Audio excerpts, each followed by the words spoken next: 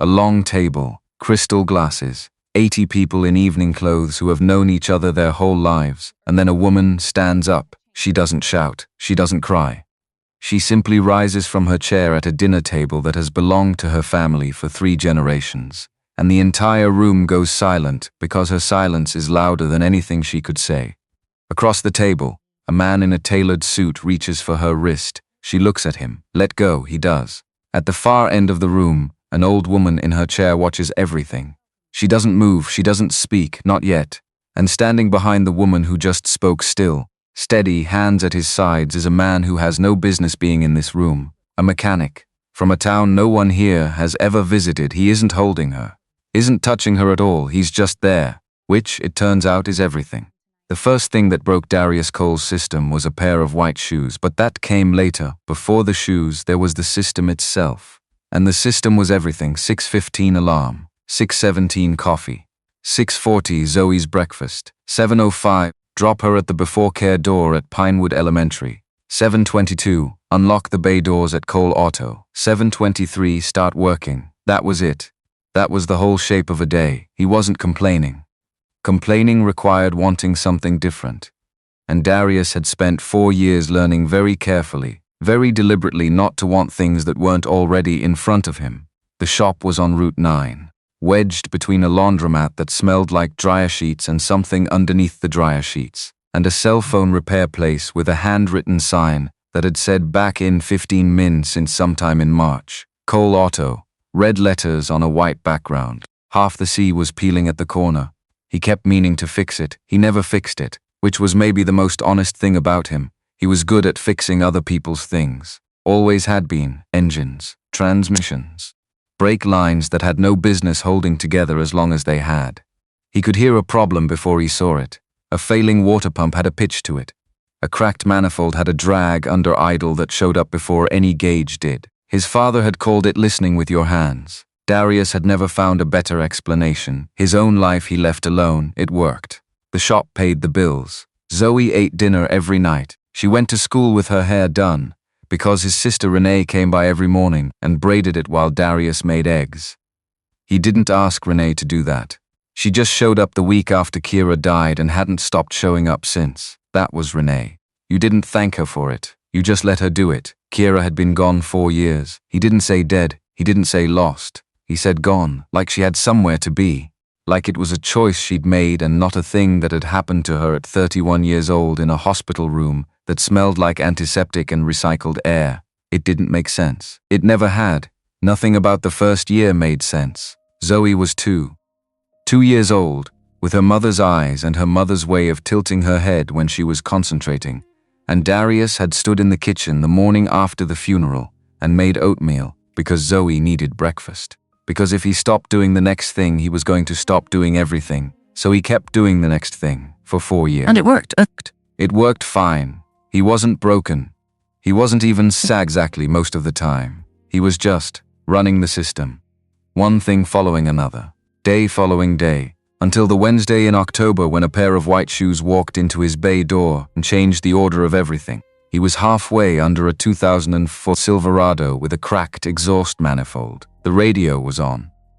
The air smelled like oil and metal, and the specific kind of autumn that came off the fields east of town when the season was really turning that sharp, clean cold that didn't last more than a few weeks before it hardened into something less forgiving. He heard footsteps at the bay door. Different footsteps, not the heavy work boot shuffle of Mr. Delgado dropping off his Buick, not the sneaker squeak of teenagers wanting to know if he could unlock their cars for free. These were careful, deliberate, the steps of someone paying attention to exactly where they put their feet. He rolled the creeper out far enough to see Show's first white leather, the kind of clean that didn't survive 20 minutes in this part of town. A thin gold buckle at the ankle, standing just inside the bay door, just past the oil stain he'd been meaning to grind down for 6 months. They looked so wrong there that for a moment he just looked at them. Then he looked up. She was maybe 5'4". Skin smooth and even, catching the afternoon light through the open bay in a way that made her look like she'd been placed there on purpose. Cheekbones high enough to cast their own shadows. Hair straight and long, pulled back loosely, a few strands come free around her face. She was wearing a fitted dress the color of dark caramel that had no business being in an auto garage. She knew it. He could tell she knew it by the way she was holding herself. Careful. Like she'd calculated the exact amount of space she was allowed to occupy and had no intention of exceeding it. Her hands were folded in front of her. They were shaking. Just barely. The small, controlled shake of someone who had been gripping something too hard for too long, and whose hands were starting to lose the argument. Most people wouldn't have seen it. Darius noticed hands. Had since he was a kid. You could read a whole person in their hands if you knew what you were looking for. He sat up the rest of the way, grabbed the rag from his back pocket, did what the rag always did, which was redistribute the grease across different sections of his hands. Give me a second, I'm sorry. I didn't mean to, she stopped, took a small step back. Her heel caught the edge of the air hose coiled on the floor and she went sideways. He caught her wrist. Reflex, pure reflex. She flinched, hard, not a small flinch. A full body thing, like the touch had come from somewhere unexpected and somewhere feared. He let go immediately. Both of them stood still for a beat, his hand still half raised, her breathing a half second too controlled. You okay? Yes, quick. Then again, steadier. Yes, I'm looking for the owner, that's me. Oh, something moved across her face. Recalibration. Like she'd been picturing someone different and was adjusting. Okay, good. I was told you work on older European cars, sometimes. Depends on the car, a Jaguar, 1987. XJS, he whistled before he meant to. That's not a daily driver, it was my father's, 2 words after that, past tense. And then her face did nothing, absolutely nothing, went completely still. The way a face went still when the person behind it had spent a long time practicing making it do that. He knew that practice. He'd put in his own hours on it. Where's the car? He said. She pointed across Route 9. The Jaguar sat on the opposite shoulder, hazards blinking, British racing green, so deep it looked almost black in the shadow of the oak at the corner. Even from here he could see it was kept. No rust, no cracked trim. Somebody had loved that car a long time. Bring it across, he said. I'll listen to it before I say anything, she went. Waited at the shoulder for a pickup to pass. Crossed. Got in. The engine caught on the third try. Rough cold start, uneven idle that smoothed after about 5 seconds. He listened from the doorway with his arms crossed and his eyes closed. Vacuum leak. Driver's side. Fuel pump on its way out. She pulled in. He had her cut it and stood there while the engine ticked and cooled. Vacuum leak on the driver's side, he said. Fuel pump's going. Could be 2 weeks, could be 6 months depending on how hard you drive it. How much to fix both? Parts and labor. Call it 1100. Could go a bit higher. She didn't pause. Do it? He looked at her over the open hood. That's a lot of money to say yes to in 2 seconds. Color came up her neck before it reached her cheeks. Real embarrassment. Not performed. I have it. I'm not good at the part where I negotiate. Nobody's negotiating. Some people make me feel like they are. He let that sit where she'd put it. She left her number. He started a work ticket. She called a car from her phone and he watched it pull away. And then he stood at the counter with both hands flat on the surface and stayed there longer than he needed to. It wasn't her. He wasn't going to tell himself a story about what it was. He'd had attractive women come through the shop before. It was the hands. The practiced stillness of her face. The way she'd said my father's and then shut the door on it so fast, he'd almost missed there was a door. And the shoes. He'd grown up in a neighborhood where you could read a whole history from someone's shoes. Hers said she'd been born into a world she was no longer living in all the way. Not broke. Something more complicated. Somewhere between, which was always the harder place. None of it was his business. The car was his business. He went back to work on the Silverado. He had 38 minutes before Zoe's aftercare closed. He got there with 3 minutes to spare. Zoe was on the bench outside, backpack in her lap, sneakers kicking a slow beat against the concrete. When she saw the truck, her whole face changed. That thing it did. That particular opening, and Darius lived for it the way he lived for very few things. Daddy, she climbed up by herself. 6.5 years old and absolutely committed to getting into a full-size truck without assistance. She hooked a foot on the running board, grabbed the handle, hauled herself up with the focused effort of someone scaling something that mattered. How was school? Good. I got 100 on my spelling. Mrs. Patterson say anything? She said I was the best in the group. How many in the group? 4, top 25%. It's not a race, Daddy. Everything can be a race if you want it bad enough. That's a weird thing to say. He laughed. reached over and tucked a loose edge of her braid back where Renee had pinned it that morning. Zoe had her mother's hair, thick and dark and requiring a level of attention that Darius could not provide. Renee handled it, every morning, without being asked, without being thanked in any way that acknowledged the weight of what she was doing. What do you want for dinner? Spaghetti. We had spaghetti Tuesday, so? So that's the rule. That's not a rule. That's you being stubborn. Renee said it's a rule. Renee isn't in charge of dinner, she's in charge of your hair. Hair and dinner are different categories. Zokas considered this. Kicked the dash twice. Fine, tacos. They got tacos. She ate all of hers and half of his, and talked about a frog she'd found near the gym wall with the unbroken concentration she gave, things she found genuinely interesting. He listened, nodded at the right places. Watched her in the rear view when she wasn't looking, for years. She'd been 2 when Kiera died. She didn't remember it. But she remembered everything since. The way kids did, not in sequence, not with dates attached, but in texture, in what things felt like, in whether the adults around her were running the system or actually present. He tried to be present. Most days he thought he managed it. That night in the kitchen, after tacos, after the show about the tiny animals who ran a bakery, and after Zoe was in bed with one leg out of the covers the way she always slept, he stood at the sink and thought about the hands, the shaking grip, the practiced face, the shoes on the wrong side of town. He thought about it longer than he should have. Then he washed the dishes and went to bed. She came back the next morning at 9:05, different clothes, dark jeans, a fitted grey top, hair down this time straight and long, swaying when she moved. She looked younger than the day before. She also looked like she'd slept even less. He was in the office with a parts supplier on hold when she appeared at the door frame. She knocked on it even though the door was open. "Waited morning," he said, gestured at the chair. She sat on the edge of it like she was ready to stand back up immediately. Hands folded in her lap. "I need to ask you something," she said. "Not about the car." He put the hold music on mute. "I'm going to say this badly," she said. "I've been going over it for 40 minutes in my car and it's still going to come out wrong. I just need you to let me finish before you answer. Can you do that?" "Go ahead," she breathed in. Out. "Then, I need someone to come with me this weekend and pretend to be my boyfriend." He did not move. He held the stillness of a man who had just heard something and was deciding what to do with it. He looked at her for what was probably 4 seconds. "Say that again." "My grandmother's 80th birthday. Saturday evening, a house in Greenwich. My whole family will be there. There's a situation I need to stop before it starts.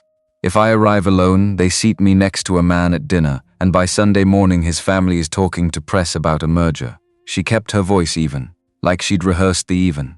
"If I arrive with someone, they can't start. That's all this is. I need 1 weekend to buy myself time to handle this properly. 2 weeks, maybe less, but I need the momentum to stop. Now, what kind of situation? A marriage arrangement, one I've refused." Many times he leaned back in his chair, crossed his arms. Looked at her. "Why me?" She was quiet for a moment. Then she said something he hadn't expected. "I didn't pick you. I came here for the car.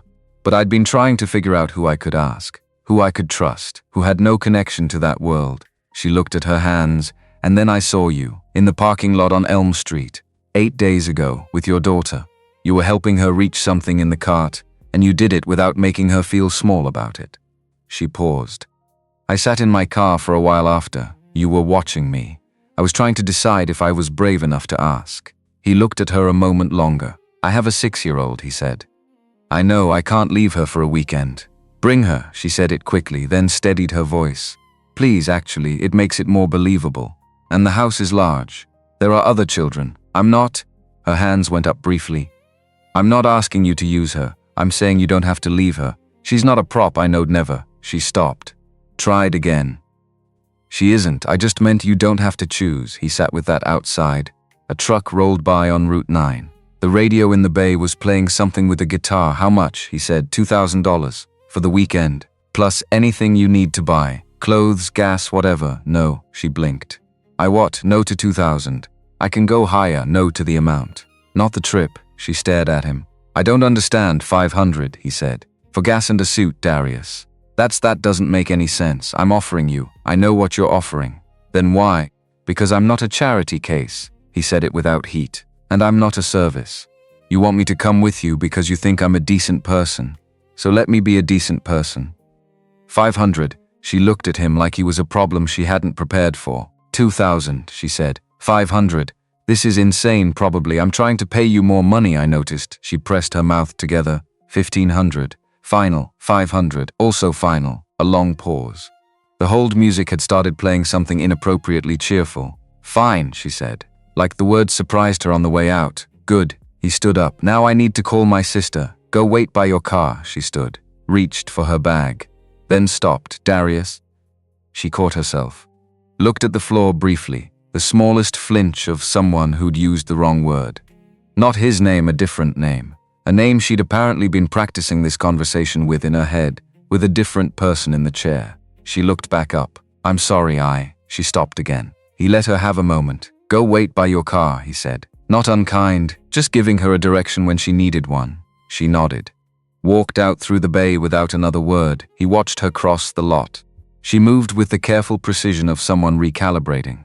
Then he closed the office door, leaned his back against it, and said out loud to the empty room, What are you doing? The empty room had no opinion. He called Renee. Renee picked up on the second ring. Eating something. What, are you working Saturday morning shift? Off by 1. Why, I need you to stay within range of town this weekend. Not to watch Zoe, I'm bringing her. Just. Near the eating stopped, Nate. It's a favor. For someone, what kind of someone? A woman, long pause, what's her name? Serena Vaughn, silence, a different quality from the pause before. Longer. Then, slowly, Vaughn. Like Vaughn Industries, maybe? There was a piece in a business journal 2 months ago. A family, Connecticut. Old money granddaughter. Her voice went careful. Small dark hair. Does this woman have, Renee? I'm just asking, don't, I'm not saying anything. You're saying it very loud inside your head, she exhaled. What exactly are you doing this weekend? Going to a birthday party, whose? Her grandmother. 80th, and you're going as her boyfriend. Fake. One weekend, another pause. He could hear her deciding how many things not to say. Hotel nearby? She said finally. If you want, I'm getting a hotel. That's not a question. A beat. Is she nice? He thought about the flinch, the hands, the way she'd said my father's and shut everything down behind it. The fact that she'd sat in a parking lot watching a man help his daughter reach something in a grocery cart and had decided, based on that he was safe to ask. I think so, he said. She's tired. Tired how? He knew what she was asking. Not the ordinary kind. The kind that had been going on a while. The kind Kira had been in the last 2 years, saying fine every time he asked, and him believing it because believing it was easier than the alternative. The kind that doesn't fix with one night's sleep. He said. Renee was quiet for a moment. Then, okay, softer than her usual register. I'll be close. You call me if anything. I know, anything at all, Nate. I know, Renee, and you're bringing my niece. She wants to go. You already told her, she guessed. I have no idea how, a sound that was half laugh, half something else. She's 6, not a golden retriever. She reads you like a book. A pause. Call me when you get there, not a text. A call, okay, Nate. Yeah, you sound like yourself, she said it carefully. Like she was identifying something that had been missing and was now back, like you did before. He didn't answer that. I'll call when we get there, he said and hung up. That night he sat Zoe on the kitchen counter and explained it in the language of 6-year-olds. A woman he knew. Her grandmother's birthday. Big house. Other kids there. 1 night away. Zoe listened with the seriousness she gave important information. Is she your girlfriend? No. Is she going to be? Zoe. That's not a no. It's not a conversation. She thought about this. Swung her heels against the cabinet. Is she nice? I think so. Is she nervous? He paused. A little. Zoe nodded slowly. The decision face, her mother's concentrating expression, the small pull between the brows. I'll bring Pepper, she said. Pepper is good for people. Pepper was a plastic horse. Brown, palm-sized, painted saddle, 3 out of 4 legs still at their original angles. Zoe had carried it since she was 3, doctor's offices, Renee's house when she was sick, once to a birthday party where she didn't know anyone. She extended it to people the way other people offered a hand. Darius looked at his daughter on the counter, holding the small horse, entirely decided. He thought about saying something real, something about the weekend and what it actually was and what he was actually doing. Instead, he lifted her down, put her on the couch, and turned on the show about the tiny animals. She was asleep before the 2nd episode. He stayed on the couch long after, not watching anything, just feeling her breathe against his side. The slow, certain rhythm of it. This is going to be complicated, he thought. And also, underneath that, a quieter thought he didn't examine too directly. It was the first interesting thing that had happened to him in 4 years. Thursday, he worked on the Jaguar more than strictly required. The vacuum leak fixed, fuel pump replaced, spark plugs cleaned and tested. The oil he changed because it smelled wrong and he didn't trust the last shop that had touched it. He adjusted a sticky throttle cable while he was in there. Checked the cooling system. Replaced a cracked belt. He didn't charge her for any of it. He didn't plan to mention it either. Friday morning he bought a suit. Off the rack. Dark grey. Not perfect through the shoulders but clean and close enough. He brought it home on a hanger. Renee showed up that evening, looked at the suit, looked at him, and said nothing, which was how Renee expressed the things that mattered most. She steamed it for 40 minutes while Zoe told her about the party in elaborate detail, most of which Zoe had invented since she had no actual information beyond. Big house. And fancy party, she has a castle, Zoe told Renee. How do you know it's a castle? Daddy said fancy party. Renee looked at Darius over Zoe's head. He looked back. She looked away first, which almost never happened. Lena came Friday morning at 9:30 to pick up the Jaguar dark jeans. A black jacket slightly too warm for the day. Hair down. She still hadn't slept enough. How is it? She asked. Runs clean. Better than it has in a while, I'd guess. He handed her the keys. Get it looked at again in 6 months. Not wherever it went before, I will. She took the keys. 9 tomorrow? Gas station on Route 7. Exit before the tolls, I'll be there. Zoe's coming, I know. Something in her face shifted. Opened slightly. I'm glad. They stood on either side of the counter. Then Lena did something small. She placed her hand flat on the counter, halfway across, like she was going to reach for his hand and had caught herself halfway through the decision. She pulled it back. Thank you, she said. I know this is a lot to ask. You already asked. I already said yes. He nodded toward the bay. Go drive your car. Let me know if anything sounds wrong. She took the keys, walked out. The Jaguar started without hesitating clean, even the engine settling into itself. He listened to it all the way down Route 9 until she turned at the light. He stood at the bay door for an extra moment. His hand was resting on the door frame. He made himself move. Saturday morning, 6:30, Zoe was already up. Blue dress with the white flowers, sneakers laced. The plastic bag of supplies open on her bed, stuffed animals, books, a juice box, and pepper arranged at the bottom like cargo she intended to protect. I'm ready. We leave at 8, I know. I'm practicing. Practicing what? Being ready, like it was obvious. He made pancakes. She ate 2.5, and then bounced on her heels instead of eating the rest. He finished them standing at the counter in his good jeans and the white button-down Renee had pressed, the grey suit in a garment bag on the kitchen door. At 7:55 they got in the truck. Zoe buckled herself with ceremony. He pulled out onto Route 9. The sky to the east was that pale pink blue that only lasted about 20 minutes before it went full morning. Zoe talked about a frog from school for most of the drive. He listened, nodded at the right parts, checked the rear view. They pulled into the Route 7 station at 8:59. Lena was already there. Thursday he worked on the Jaguar more than strictly required. The vacuum leak fixed a perished hose on the driver's side, exactly where he'd heard it. The fuel pump replaced. Spark plugs cleaned and tested. The oil he changed anyway because it smelled faintly wrong, and he didn't trust whatever shop had last touched it. He adjusted a sticky throttle cable while he was in there.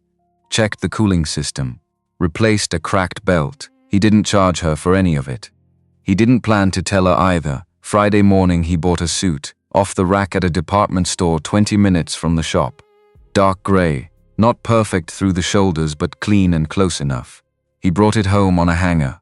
Renee showed up that evening, looked at the suit, looked at him, and said nothing, which was how Renee expressed the most serious things. She steamed it for 40 minutes while Zoe told her about the party in elaborate detail, most of which Zoe had invented since she had no actual information. She has a big house, Zoe told Renee. How big?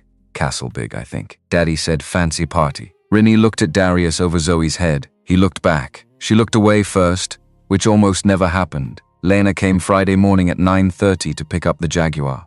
Different again. Dark jeans. A black jacket that was slightly too warm for the day. Hair down. She still hadn't slept enough. He could see it in the small shadows under her eyes that she'd done her best to address and hadn't fully succeeded. How is it? She asked. Runs clean. Better than it has in a while, I'd guess. He handed her the keys.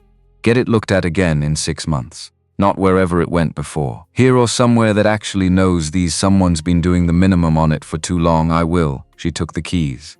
9 tomorrow, gas station on Route 7. Exit before the tolls. I'll be there. Zoe's coming, I know. Something in her face shifted, opened slightly. I'm glad. They stood on either side of the counter, neither of them moving toward the door. Then Lena did something small. She placed her hand flat on the counter, halfway across, like she was going to reach for his hand and had decided against it halfway through the decision. She pulled it back. Thank you, she said. I know this is a lot to ask. You already asked. I already said yes. He nodded toward the bay. Go drive your car. Let me know if anything sounds wrong. She took the keys, walked out through the bay. The Jaguar started without hesitating, clean, even, the engine settling into itself like it had remembered what it was supposed to do. He listened to it all the way down Route 9 until she turned at the light and the sound was gone. He stood at the bay door for an extra moment. His hand was resting on the door frame. He made himself move. Saturday morning, 6:30. Zoe was already up. Already in her blue dress with the white flowers. Sneakers laced, though not perfectly. The plastic bag of supplies open on her bed. 3 stuffed animals, 2 books, a juice box, and Pepper arranged at the bottom like cargo she intended to protect. I'm ready. We leave at 8, I know. I'm practicing. Practicing what? Being ready, she said it like it was obvious. He made pancakes. She ate 2.5 and then bounced on her heels instead of eating the rest. He finished them standing at the counter in his good jeans and the white button-down Renee had pressed. The suit in a garment bag on the kitchen door. At 7:55 they got in the truck. Zoe buckled herself with ceremony. He pulled out onto Route 9. The sky to the east was that pale pink blue that only lasted about 20 minutes before it went full morning. Zoe talked about the frog from school for most of the drive. He listened, nodded at the right parts, checked the rear view. They pulled into the Route 7 station at 8:59. Lena was already there. The Jaguar was at the far pump, engine off. She was standing beside it in a long caramel coat. Hair down and straight, catching the morning light. Same white shoes here. In the flat light of a gas station parking lot, she looked exactly as out of place as she had in his garage, and exactly as deliberate about being there anyway. She looked up and saw the truck. Something happened in her face, not a smile. Something that came before a smile, like a thing that had been braced for a long time was being allowed for a moment to stop bracing. Darius parked. Cut the engine. Zoe was already looking.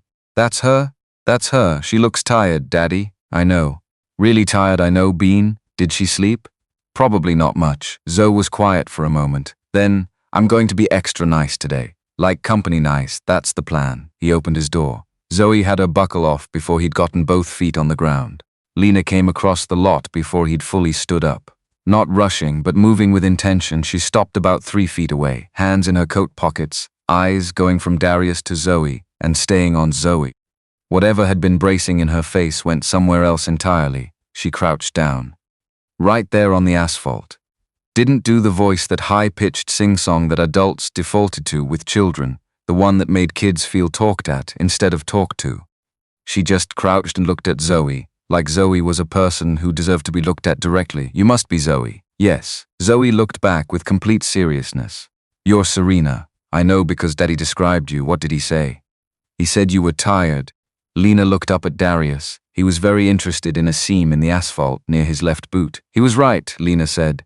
I haven't been sleeping well. How come? I'm nervous about today, about your family. About my family. Zoe reached into her plastic bag, pulled out Pepper, held it out flat on her palm. This is Pepper. She's good for nervous. You can hold her today. Lena looked at the small plastic horse in Zoe's hand, took it, held it carefully. The way you held something you understood mattered to someone else. I'll take very good care of her, Lena said. She doesn't like fast driving. I'll go slow, and she doesn't like being put face down, face up. I've got it, Zoe nodded, satisfied. Climbed back up into the truck to redistribute her bag. Lena stood slowly. She was still holding Pepper, looking at it in her palm with an expression she hadn't finished putting away yet. She's something else, Lena said. Low, yeah. I'm not going to put her in anything she shouldn't be in today. You need to know that. I know, I mean it, Lena. He waited until she looked at him.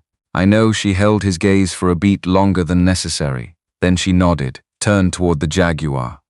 Stopped. The gate has a guard, she said. He'll ask for your ID. Real name, everything real. That's the only rule at the gate. And after the gate?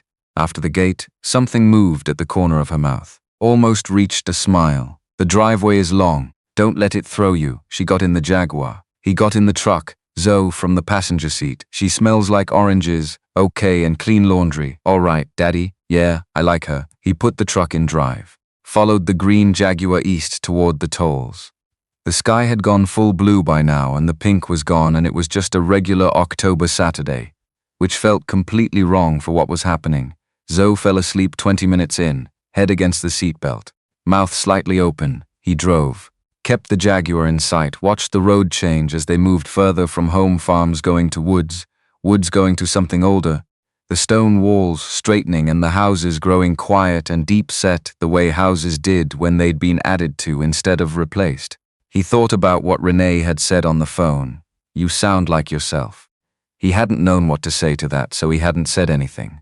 But he was thinking about it now, on a highway in October, following a woman he'd met 4 days ago toward a house he'd never seen, with his daughter asleep in the passenger seat and a garment bag in the back. He was thinking, maybe that was the point, maybe doing the next thing, for long enough, eventually led you somewhere you hadn't planned on going. He didn't finish the thought. Lena's blinker came on. He followed her off the highway and down a narrow lane through a stand of maples along a low stone wall, and then there was the gate, iron, quiet, a small booth to the side and a man in a dark coat who stepped out as the Jaguar slowed. Lena spoke to him first. Then the guard walked to Darius's window, unhurried, professional. "I please, sir." Darius handed over his license. The guard examined it, looked at Darius, looked past him at Zoe asleep in the passenger seat, head tipped, Pepper's bag open on her lap, child's name, Zoe Cole, relationship, daughter. The guard handed back the license. "Welcome, Mr. Cole. Park at the north entrance. Someone will meet you." The gate opened. Darius drove through. On the other side, Lena had waited, her window down. She caught his eye through the glass. The look she gave him was half apology and half something bracing again. Then she pulled ahead. The driveway was longer than any driveway he'd been on in his life. Grass on both sides. Gone gold with October. A pond that reflected the sky like it had been placed there for exactly that purpose. Old trees on either side of the lane, planted far enough apart that they must have been planned by someone who understood what 100 years looked like. The house appeared ahead of them slowly, not announcing itself, just becoming more house than it had been the moment before. Stone. 3 stories, wings extending on both sides. A circular drive with a dry fountain at the center. Zoe woke up as they came around the final curve. She looked through the windshield and went completely still. "Daddy," she whispered. "Yeah, is that a castle?" "It's a very big house. It's bigger than my school." "I know. It's a castle, Daddy." "Okay. It's a castle. I love it. Do not say that to anyone inside." "Why? Because we act like we see things like this all the time." She looked at him. "We don't see things like this, I know. We pretend anyway." She thought about this for 3 seconds. "That seems fake. Sometimes fake is polite." Another 3 seconds. "Okay, I'll pretend." He parked where the guard had said. An older man in a gray vest appeared at his door before the engine had fully stopped. Darius managed not to react. "May I take your bag, sir?" "I've got it." "Thank you, of course, sir." He climbed out, went around to Zoe's door. She slid down into his arms, found her feet, stepped back, and straightened her dress with both hands. Serious, methodical. The same gesture he'd watched Kiera make before every work presentation, that particular squaring of the shoulders. He looked at the house instead of his daughter's face. Lena was at the front of the Jaguar, small overnight case beside her. The car was already being moved by someone else to somewhere else on the property. She looked at them coming toward her across the circular drive and something in her settled. "Ready?" she said. "No," he said. "Me neither." She almost smiled. "Good." She held out her hand. He took it. Her fingers were cold even through his calluses. She held on. Not tight, just contact. Just enough. Zoe looked at their joined hands for a moment. Then she reached up and took Darius's other hand without being asked, the way she hadn't done since she was 4 years old. And the 3 of them walked toward the front door of a house that belonged to a world none of them lived in. The door opened before they reached it. Mrs. Caldwell. Posture straight. Precise and professionally placed. Zoe looked up at Darius and whispered, "Barely sound at all." "She smiles wrong." He tightened his grip on her hand. Just slightly, just enough. They went in. The foyer had a ceiling 2 floors high, Darius looked up once. Didn't look up again. A staircase split in two halfway up, each side curving away from the other like arms opening. A round table in the center held flowers so tall he had to step around them. Oil paintings on both walls, serious faces, serious mouths, all of them painted in the same decade by what looked like the same hand. Everyone in them had the expression of people who'd been asked to sit still and had decided to make sitting still into a statement about themselves. Mrs. Caldwell moved ahead of them. Footsteps precise on the marble floor. Zoe held Darius's hand and walked with her eyes going everywhere. Not nervous. Cataloging. She did this in new places, gathered information first, formed opinions after. He'd watched her do it since she was 3. Miss Vaughn, Mrs. Caldwell said without turning, your grandmother is in the sunroom. She asked to see you before the luncheon. Thank you, Mrs. Caldwell. Lena glanced at Darius. She wants to meet you both first. Before anyone else. How is she? Sharp. Always sharp. A pause. She's the only good one. I should have said that in the car you mentioned, I know. I wanted to say it again. They followed Mrs. Caldwell down a long hallway. More portraits, more serious mouths. Zoe studied each one as they passed, her neck craning. At the 4th portrait, she slowed and pulled Darius's hand. He bent down, she whispered. None of them look happy. Old portraits, he said quietly. They weren't supposed to. Why not? Different time. Smiling in portraits wasn't done. She looked at the nearest face. A woman in a dark dress, hands folded, expression composed into something between dignity and exhaustion. That seems lonely, Zoe said. He didn't have a good answer for that. They kept walking. The sunroom was at the back of the house. 3 walls of glass. The lawn beyond ran down in a long slope to a line of trees, and beyond the trees the grey glint of water. The room was warm from the afternoon sun coming through the glass. Floor tiles heated through. Someone had placed a wicker chair near the center of the room and arranged a small table beside it with a glass of water and a book face down at the spine. In the chair, with a light blanket across her knees despite the warmth, sat Claudette Vaughn, 80 years old in 2 days, thin through the shoulders, hands that showed their age. But her eyes, when she turned them toward the door, were not old eyes. They were the eyes of someone who had been paying attention for 8 decades and hadn't stopped yet. She didn't stand. She didn't need to. Lena, her voice was low, measured. The voice of a woman who had run rooms where the loudest person always lost. Grandmother, you brought them. Not a question, I said I would. You said a lot of things on the phone Wednesday. The eyes moved. From Lena to Darius. She took her time, then down to Zoe, and stayed, something pammed behind those eyes. So small, so fast there and gone, but Darius caught it, a softening. A door that opened 1 inch and then held there. Come closer, she said. All of you. They came closer. Zoe let go of Darius's hand. Took 3 steps forward and stopped directly in front of Claudette's chair, with her hands at her sides, the way Darius had once seen her stand before her 1st grade teacher on the first day of school. Composed. Present. What is your name? Claudette said. Zoe Marie Cole. Marie, a pause. That was my sister's middle name. Is she here? No, dear, she passed a long time ago. Zoe absorbed this. I'm sorry, so was I. Claudette looked at her. So was I. For a long time, Zoe reached into her dress pocket. She'd transferred Pepper at some point without Darius noticing she did this. Moved things between pockets and bags with the quiet logistics of someone who'd thought ahead. She held the small horse out on her palm. I gave this to Serena in the car because she was nervous, she said. But she gave it back when we got here because she said you might need it more. For your party. Parties are nervous even when they're for you. Claudette looked at the plastic horse. For 3 full seconds she didn't move. Then she reached out and took it. Her thin hand closed around the small painted body with a care that was not performative. She held it and looked at it and then looked up at Lena. Something passed between them. Something old and heavy and overdue, well, Claudette said. Her voice was not quite the same as it had been. Well, then she looked at Darius. Full attention, no pleasantries in it, Mr. Cole, ma'am. You said 2 syllables and I can already place you. The ghost of something crossed her face. It's not a smile exactly, an acknowledgement. Sit all of you. My neck is not what it was. They found places. Lena on the settee near the window. Darius in the chair across from Claudette. Zoe on the footstool beside Claudette's chair, which she'd identified as hers with the quiet certainty she gave most decisions. Claudette handed Pepper back to Zoe. Zoe received it with both hands. Mr. Cole, Claudette said again. Darius, Darius. She tried it once. Filed it. I know why you're here. He held the look. Didn't answer. I know you're not her boyfriend. She said it without drama. Information being exchanged. Serena called me Wednesday evening. She told me what she'd arranged. She paused. She did not tell me she was going to ask the man who fixed her car.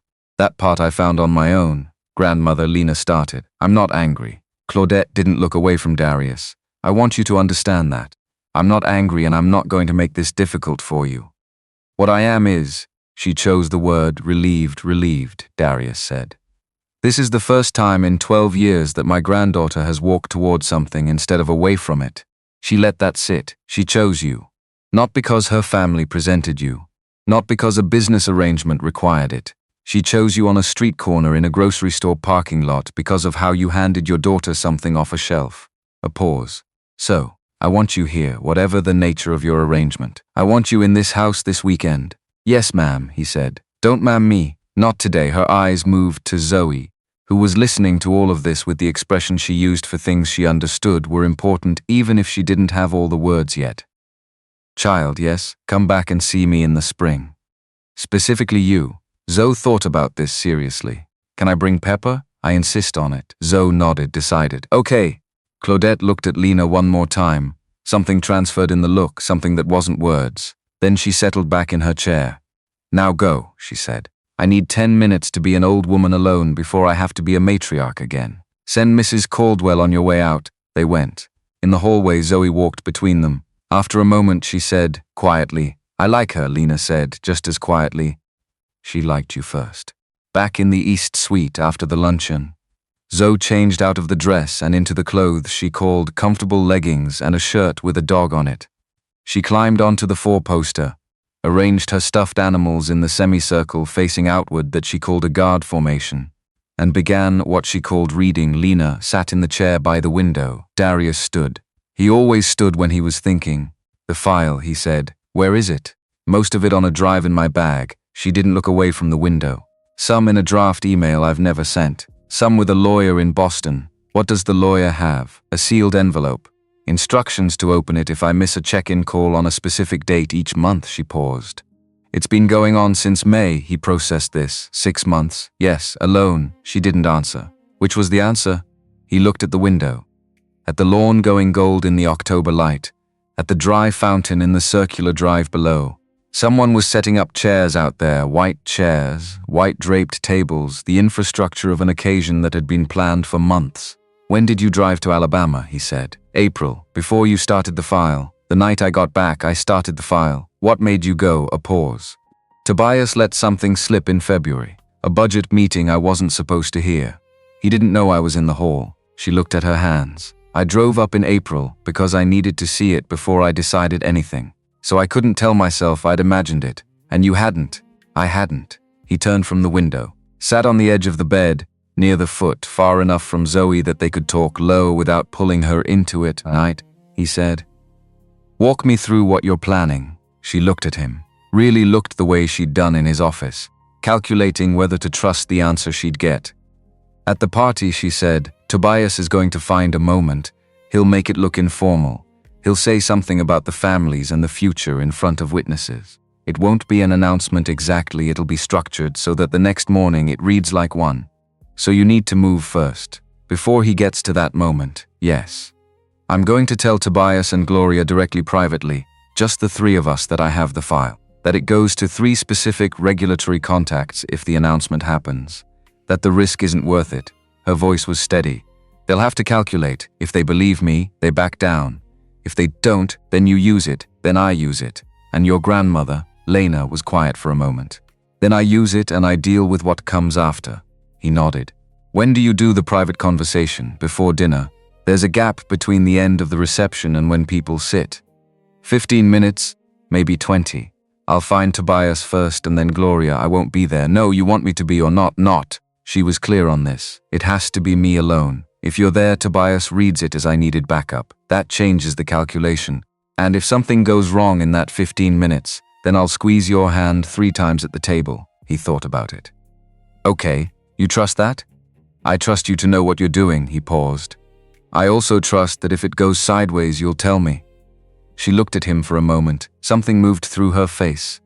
I will. I told you I wouldn't lie to you. You did. I meant it. I know, Zoe said, without looking up from her book. Are you two going to keep talking or can I have a snack? Lena covered her mouth. The laugh came through anyway. Darius looked at his daughter. There are crackers in the outside pocket of your bag. The blue bag or the plastic bag. The plastic bag.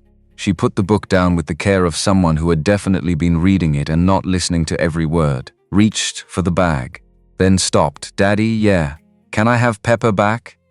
I put her in Serena's coat pocket when we came in. Lena reached into the pocket of the camel coat hung on the back of the door, brought out the small plastic horse, handed it to Zoe with both hands the way Zoe had given it to her at the gas station. Zoe received it, tucked it beside her on the bed. Thank you. Thank you for lending her, Lena said. Zoe picked up her crackers. You can borrow her tonight if you want. At the party I might take you up on that. Okay, Zoe considered, but give her back after. She gets scared in big rooms. I'll keep her in my pocket, Lena said. She won't see the room. Zoe nodded, satisfied, returned to her reading. Darius looked at the window, at the white chairs still being assembled below, at the October light going longer and more amber across the lawn. 4 hours, he said. 4 hours, she agreed. He stood up, went to the closet where Mrs. Caldwell had hung his garment bag, unzipped it, took out the dark grey suit and laid it across the chair. Then a knock at the door, not Mrs. Caldwell. A younger woman, kinder-faced, white apron over dark clothes. She said the household tailor was available if Mr. Cole would like his suit adjusted before the evening. Mrs. Vaughn, the elder Mrs. Vaughn, had arranged it. Darius looked at Lena. Lena said, "Go." It's faster than saying no to her. He went down the back stairs, through a corridor he hadn't seen, into a small paneled room with good light and a tailor's form in the corner. A man of about 60 with a measuring tape around his neck and the focused stillness of someone who did precise work and saw no reason to hurry or delay. He asked Darius to remove his jacket, measured the shoulders, made 2 sounds with his teeth, then crossed to a garment bag on a hook by the door, one Darius hadn't noticed, brought in and unzipped it. Inside was a suit, dark charcoal, almost black. Not new, but kept the way things were kept when they mattered. The fabric had a weight to it that Darius felt before he touched it. Mr. Vaughn's suit, the tailor said. Without ceremony, without explanation, Darius went still, which Mr. Vaughn, the tailor, looked at him. Miss Lena's father. From some years ago, he lifted the jacket from the bag. Mrs. Vaughn asked me to alter it for this evening. The build is close. The shoulders need a small adjustment. The length is right. Darius stood there for a moment. The tailor waited. He was a man who understood that some moments required a beat before the next thing happened.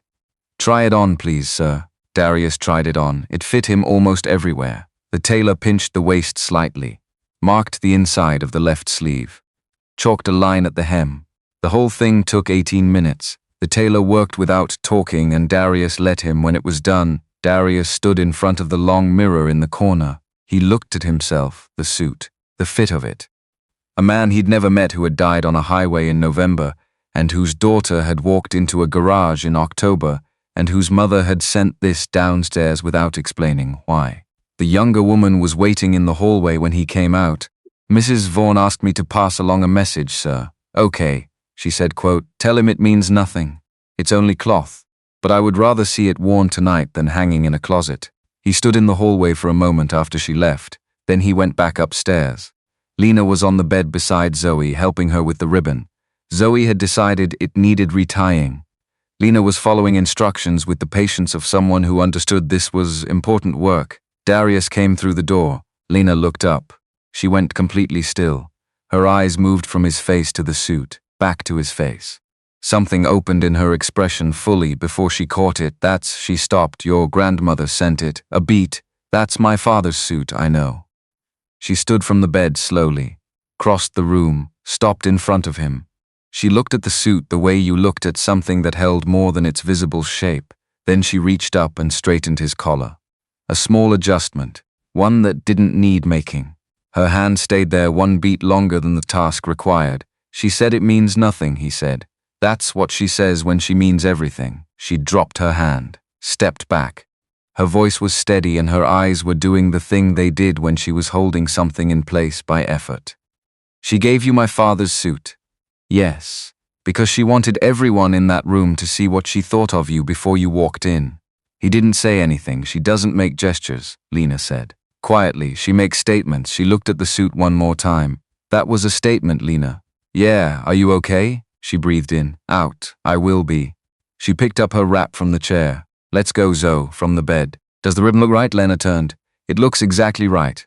Okay, Zoe slid off the bed, straightened her dress, looked up at both of them. Are we ready? Darius looked at Lena. Lena looked at him. No, he said no.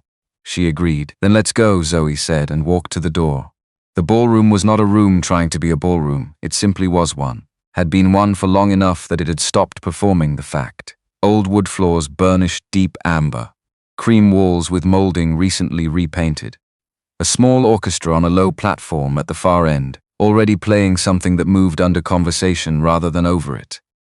Chandeliers that had been real candles once, and still held that quality in their light, warm, directional, the kind that made everyone look like a version of themselves from a more important moment.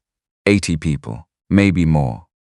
They moved through the room the way a room moved when it had been doing this for decades, small constellations of people who knew each other too well to be entirely comfortable, orbiting and regrouping with the choreography of long practice. Darius walked in with Lena's hand on his arm and Zoe on his other side. The room registered them, not loudly. A shift in attention. The social awareness of a gathering, noticing a new combination and recalibrating around it. He kept his shoulders easy, face neutral, not closed, just even. The same face he used when he was listening to an engine and didn't want his expression to get ahead of what he was hearing. Clifton materialized within 2 minutes. He shook Darius's hand with both of his, complimented Zoe's ribbon with the seriousness it deserved, and reported that the shrimp situation would be resolved at dinner. Zoe confirmed she was prepared to render a verdict. He moved on, cousins. An aunt who asked questions and listened to none of the answers. A man who described his investment portfolio as a second job and seemed to mean it as a compliment to himself. Lena navigated all of it with the ease of someone who had been doing it since she could stand in a room.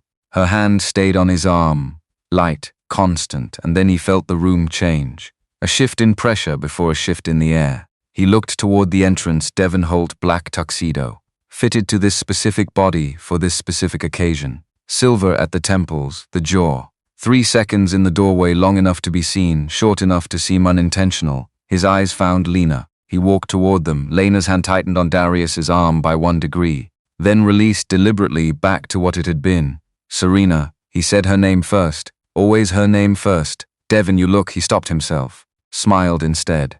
Looked at Darius. Darius, good to see you again, Devon. The handshake. Same duration as the luncheon. Same count at the end. The suit is extraordinary, Devon said. He said it directly, looking at Darius. Not a compliment exactly. An observation with weight behind it. I don't recognize the cut. It was a gift, Darius said. Something moved in Devon's expression. He looked at the suit a moment longer. Then at Lena.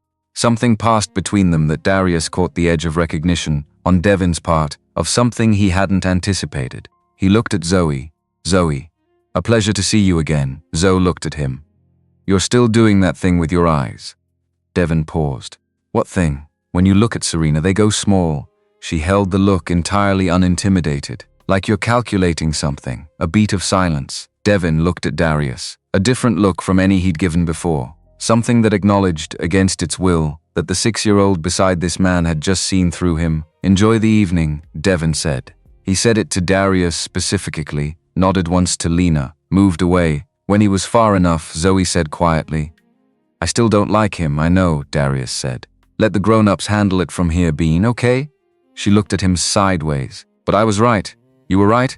She nodded, satisfied, and turned her attention to locating Clifton across the room. Lena said, barely sound at all. She's something else. Yeah, she gets it from you. He looked at her. She was already looking at the room, the managed expression back in place. But something at the corner of her mouth had lifted slightly. He let her have it. Gloria Holt was by the fireplace. Dark dress, diamonds, champagne flute untouched, already watching, already done with her first round of assessment and on to whatever came after it. Darius marked her position.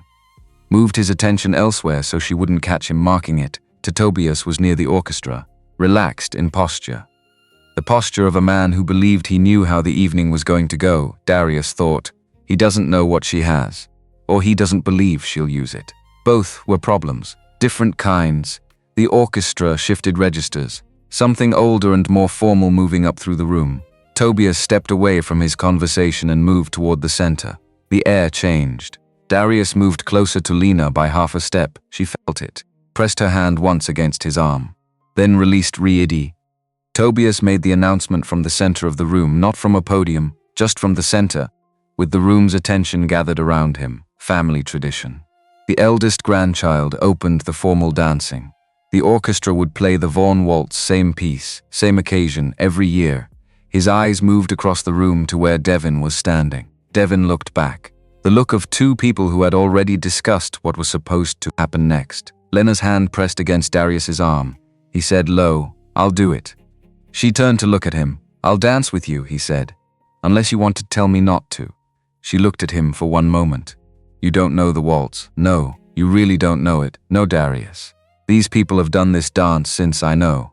The orchestra is going to play a specific piece, and there are actual steps, I understand. You understand that you're going to walk out there and not know the steps?" "Yes," she stared at him.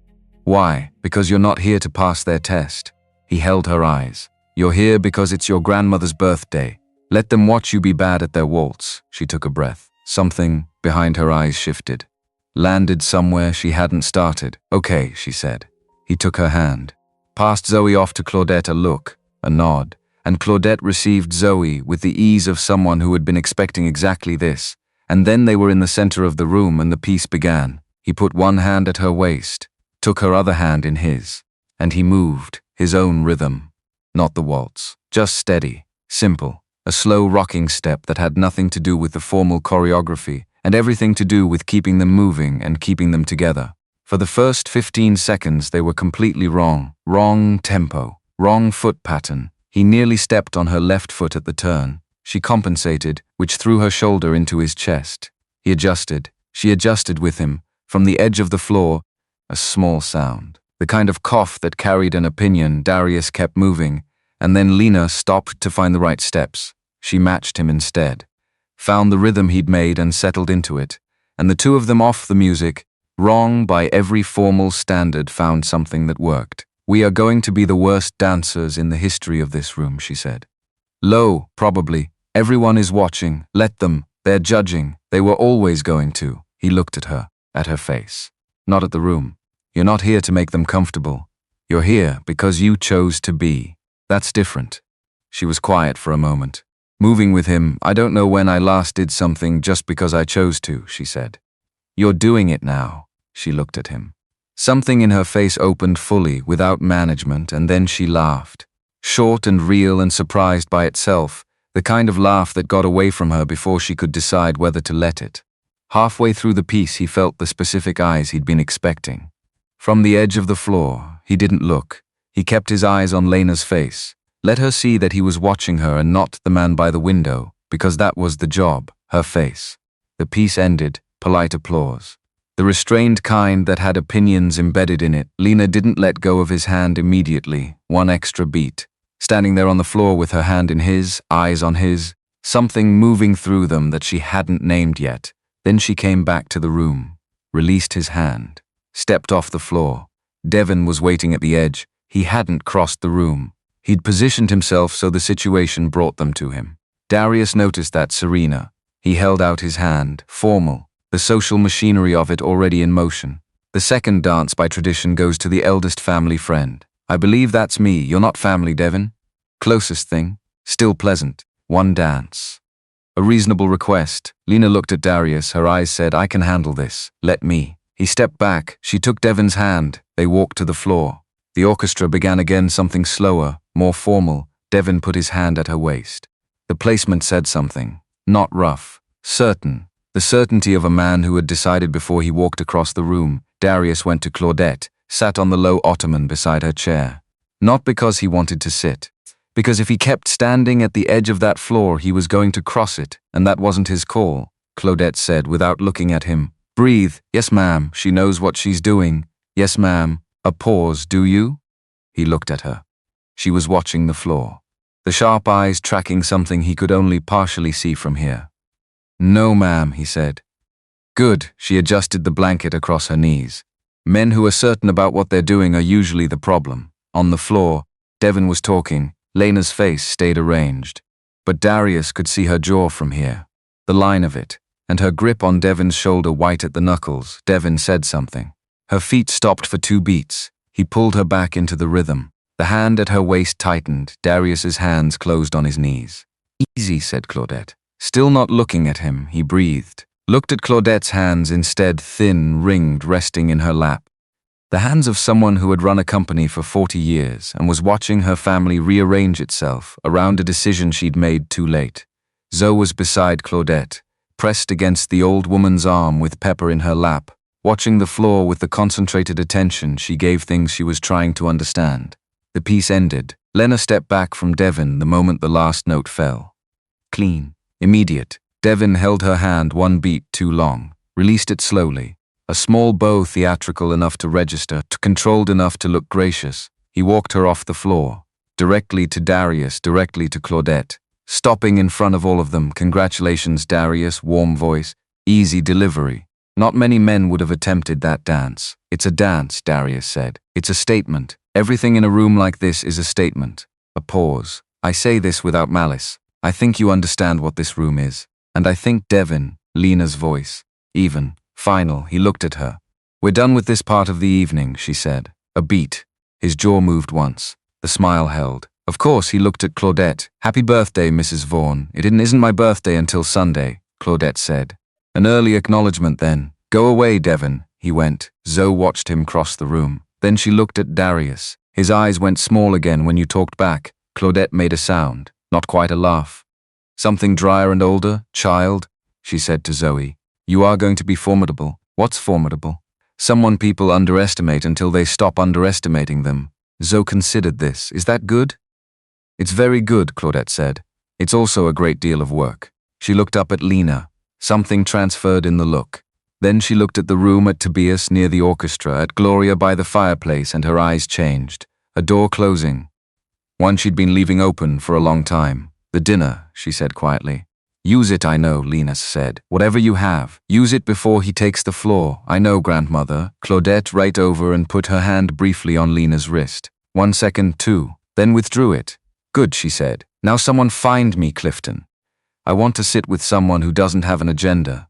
Claudette had restructured the seating. This was evident the moment they entered and visible in the face of Aunt Diane, who was standing near the window with her arms crossed and a precise, contained fury that she was doing her professional best to contain.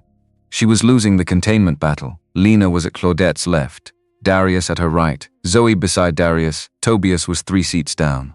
Not beside his mother, not where he'd expected to be. Claudette was already seated at the head. She looked at the room settling itself around her table with the calm of a woman who had made a decision and had no interest in discussing it. Diane caught Lena's eye as they sat. The look she gave was the kind that could strip paint. Lena received it without expression. The luncheon moved through to its courses. Soup. A salad that had been constructed with the seriousness of architecture. A main course that arrived covered and was uncovered with ceremony. Uncle Clifton, from midway down the table, caught Zoe's eye and raised his eyebrows in a question. Zoe mouthed, "No shrimp yet." He mouthed back, "Dinner." She nodded gravely. Darius ate, watched, said very little and listened to everything. At some point a cousin asked him how he and Lena had met. He said she brought in a Jaguar. The cousin said, "Oh," and seemed uncertain how to proceed from there. The conversation moved on. Tobias said almost nothing to anyone at the table. He ate, he listened, and he watched Darius with the pleasant, unreadable expression he'd been wearing since the hallway. The one that never quite landed as anything you could name. Gloria Holt arrived late. She came in after the soup course, apologized briefly and generally to the table, and took a seat that had been held for her. Darius didn't know who she was until Lena's posture changed fractionally, a tightening of the line from her shoulder to her jaw. He looked 65. Silver hair swept back with the kind of effort that looked effortless. A dark dress, 1 strand of diamonds, nothing excessive. A champagne flute she accepted from a server and held by the stem and did not drink from. She swept the table once with her eyes and filed everything she saw and moved on. Her gaze stopped on Darius for exactly 2 seconds. Not long, just enough. He looked back at her, easy, unhurried. She moved on, spoke to the cousin on her left about something local. Never glanced at Darius again through the rest of the meal, which told him everything. She'd seen enough. She was done gathering. He leaned slightly toward Lena, low under the table noise. Gloria? Yes, she's already done assessing. Lena's hand found his under the table. Squeezed once. Not a signal, just he'd seen it. He knew. After the main course, Claudette tapped her glass once. She didn't stand. Before the speeches, tomorrow evening, she said, to the table at large and to no one specifically, I want to say one thing today. The table went quiet immediately. The authority in it was complete, not performed, just present.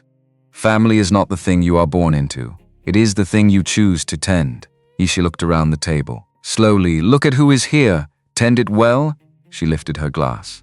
Drank, nobody spoke for a moment. Then Clifton said something about the soup and the room breathed again. But Darius had watched Tobias receive the toast, had watched Gloria receive it, had watched Devin, who was not at this luncheon but whose absence was present anyway. He thought, she knows more than she's said. He thought, this weekend is going to cost Claudette Vaughn something she hasn't named yet. He thought, I hope Lena understands that. Under the table, Zoe's hand found his. She pressed in close to his side without asking, the way she did when she was somewhere unfamiliar and wanted contact without wanting to ask for it. He stayed still and let her. After the luncheon, back in the suite, Zoe changed out of the dress and into the clothes she called comfortable, which meant leggings and a shirt with a dog on it. She climbed onto the tall bed, arranged her stuffed animals, and began what she called reading, which at 6.5 meant reading some words and inventing the rest. Lena sat in the chair by the window. Darius stood. He always stood when he was thinking. Something about having his feet on the floor helped him think straighter. The file, he said. Where is it? Most of it on a drive in my bag. She didn't look away from the window. Some in a draft email I've never sent. Some with a lawyer in Boston. What does the lawyer have? A sealed envelope. Instructions to open it if I miss a check-in call on a specific date each month. And she paused. It's been going on since May, he processed this. 5 months, 6, alone. She didn't answer. Which was the answer? He looked at the window, at the lawn and the tree line, and beyond it the flat grey of the water. Someone was setting up chairs on the lawn below white chairs, white draped tables, the visible infrastructure of an occasion. When did you drive to Alabama? He said. April? Before you started the file, the night I got back I started the file. What made you go? A pause. Tobias let something slip in February. A budget meeting I wasn't supposed to hear. He didn't know I was in the hall. She looked at her hands. I drove up in April because I needed to see it before I decided anything. So I couldn't tell myself I'd imagined it. And you hadn't, I hadn't. He turned from the window. Sat on the edge of the bed near the foot, far enough from Zoe that they could talk without pulling her into it. Tonight, he said. Walk me through what you're planning. She looked at him. Really looked the way she'd done in his office, calculating whether to trust the answer she'd get. At the party, she said. Tobias is going to find a moment. He'll make it look informal. He'll say something about the families and the future in front of witnesses. It won't be an announcement exactly, it'll be structured, so that the next morning, it reads like one, so you need to move first. Before he gets to that moment, yes. I'm going to tell Tobias and Gloria directly privately, just the 3 of us that I have the file, that it goes to 3 specific regulatory contacts if the announcement happens. That the risk isn't worth it. Her voice was steady. They'll have to calculate. If they believe me, they back down. If they don't, then you use it, then I use it, and your grandmother? Lena was quiet for a moment. Then I use it and I deal with what comes after that, he nodded. Slow. When do you do the private conversation? Before dinner. There's a gap between the end of the reception and when people sit. 15 minutes, maybe 20. I'll find Tobias first and then Gloria. I won't be there. No, you want me to be or not? Not. She was clear on this. It has to be me alone. If you're there, Tobias reads it as I needed backup. That changes the calculation. And if something goes wrong in that 15 minutes, then I'll squeeze your hand 3 times at the table, he thought about it. Okay, he said. You trust that? I trust you to know what you're doing. He paused. I also trust that if it goes sideways, you'll tell me. She looked at him for a moment. Something moved through her face, the same thing that moved through it in his garage when he'd agreed to come. That door opening 1 inch. I will, she said. I told you I wouldn't lie to you. You did. I meant it, I know, Zoe said without looking up from her book. Are you 2 going to keep talking or can I have a snack? Lena covered her mouth. Not quick enough, the laugh came through anyway. Darius looked at his daughter. There are crackers in the outside pocket of your bag, the blue bag or the plastic bag, the plastic bag. She put the book down with the care of someone who had definitely been reading it and not listening to every word. "Thank you," she said, and reached for the bag. Lena was still smiling. Not the managed version, the real one, the loose one, the one that showed up when she wasn't defending against it. Darius looked at the window so she could have it without him watching. Outside, the chairs on the lawn were nearly in place. The October light was going lower and longer across the grass, turning everything amber at the edges. In a few hours, 80 people would sit down to dinner in a house that was already full of something that hadn't broken yet. He thought about the file, about the lawyer in Boston and the sealed envelope and the monthly check-in call. About 6 months of doing that alone, in an apartment somewhere, after sitting in a parking lot in Alabama.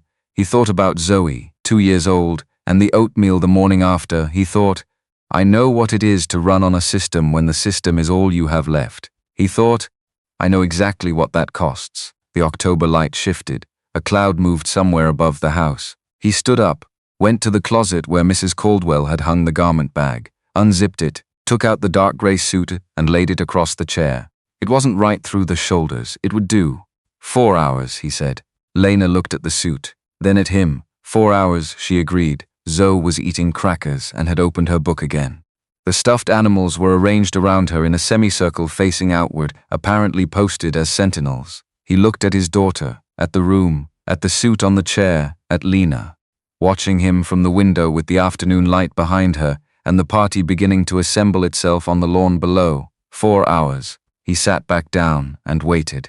The dinner ended the way storms ended, not all at once, in pieces. First the guests who found reasons. Long drive back. The children were tired. Early morning tomorrow. People collected their things with the efficient politeness of people who wanted to be somewhere else and were managing the wanting carefully. Within 20 minutes, half the table had dissolved. Darius watched them go. He did not help them leave faster. He sat at the table with his water glass and his untouched second course and let the room empty around him. Zoe had fallen asleep at the side table, her cheek on her arm, pepper under her chin. He didn't wake her yet. Lena had not moved. She sat in her chair at the long table, still, straight hands folded on the tablecloth in front of her, not looking at anything specific, doing what Darius recognized as the thing after the thing, the moment when the body understood the hard part was over and didn't know yet what to do with that information. Gloria Holt stood eventually. She did it slowly, with full awareness of the room and who remained in it. She set down her champagne flute still untouched, folded her napkin, and looked at Lena once. Not long, just enough, then she walked out, no scene, no exit line, just gone. Which was somehow worse than anything she could have said. Devin stayed longer, because he was the kind of man who didn't leave a room in front of other men if he could avoid it. He sat with one hand resting loosely on the table and talked quietly with a cousin on his left about something unrelated to the last 20 minutes. His face was composed. His voice was even. He was furious. Darius could feel it from across the table. Not see it, feel it. The way he felt a stress fracture in metal before it showed itself. He looked across at Lena once, one measured look that said, "We are not finished." Then back to the cousin. Lena didn't react. Her hands stayed folded. Darius picked up his fork, cut a piece of chicken he hadn't eaten, put it in his mouth, looked at Devin while he chewed slow, easy. Devin looked away first. Claudette, still at the head of the table, looked at what remained of her birthday dinner and said into the quiet, "Dessert in the parlor. For anyone who wants it." She looked at Lena. Lena looked at her grandmother. Then Claudette said, "Devin, a word please, my study." 5 minutes, Devin stood, smooth, practiced. "Of course, Mrs. Vaughn." He followed her out. The room released something when the door closed behind them. Darius got up, crossed to the side table, lifted Zoe without waking her. She made a small sound and pressed her face against his neck and stayed asleep. He carried her to where Lena was still sitting and sat down beside her. They sat like that for a minute, not talking. The room was almost empty now. A staff member quietly removing untouched plates at the far end. "You okay?" he said. "I don't know yet." She looked at her hands. "Ask me in an hour." "Okay, I can't tell if I'm relieved or." She stopped. "Both," he said. She looked at him. "What?" "You're both. That's what it is. When something you've been holding finally lands, it's both things at once. Relief and something that feels almost like grief. Because you spent so long preparing for the fight that you don't know what you are without it. She was quiet. That goes our way, he said. It takes a while. But it goes away. She looked at him with an expression he couldn't name yet. Like she was adding something up and arriving at a number she hadn't expected. How do you know that? She said. He looked at Zoe asleep against his shoulder. Practice. Devin came back through the dining room 10 minutes later. He didn't look for Darius. He collected his jacket from the back of his chair, said something brief to the remaining cousin, and walked to the door. He stopped there. Looked at Lena. I'll reach out next week, he said. Through the proper channels, there's nothing to reach out about, Lena said. Even. Clear. A pause. Good night, Serena. Good night, Devin. He went. The door closed. Lena exhaled. Long. Was that it? Darius said. That's how he ends things, she said. Not with a fight, with a schedule. She paused. He'll call next week and we'll have a short, professional conversation and everyone will behave as though this weekend didn't happen. Is that okay? She thought about it. Yes, she said, and meant it. Yes, actually, that's fine. 2 minutes later, Gloria's footsteps passed in the hall outside, not stopping. Moving toward the guest wing where she'd stayed, gone. And then it was just the dining room, and the people still in it, and the particular quiet of a table where something had broken and been left where it fell. Claudette returned from the study 20 minutes after she'd left, alone. She came back to the dining room and stood in the doorway and looked at what remained. Aunt Diane had gone. Clifton was still there, in the corner, working on a dessert someone had brought him, asking no questions and passing no judgments. Claudette looked at Lena. Come, she said, all of you. The parlor. The ballroom was not a room trying to be a ballroom. It simply was one. Had been one for long enough that it had stopped performing the fact. Old wood floors burnished to a deep amber. Cream walls with molding that had been repainted recently enough to still carry a faint smell. A small orchestra on a low platform at the far end, already playing something that moved under conversation rather than over it.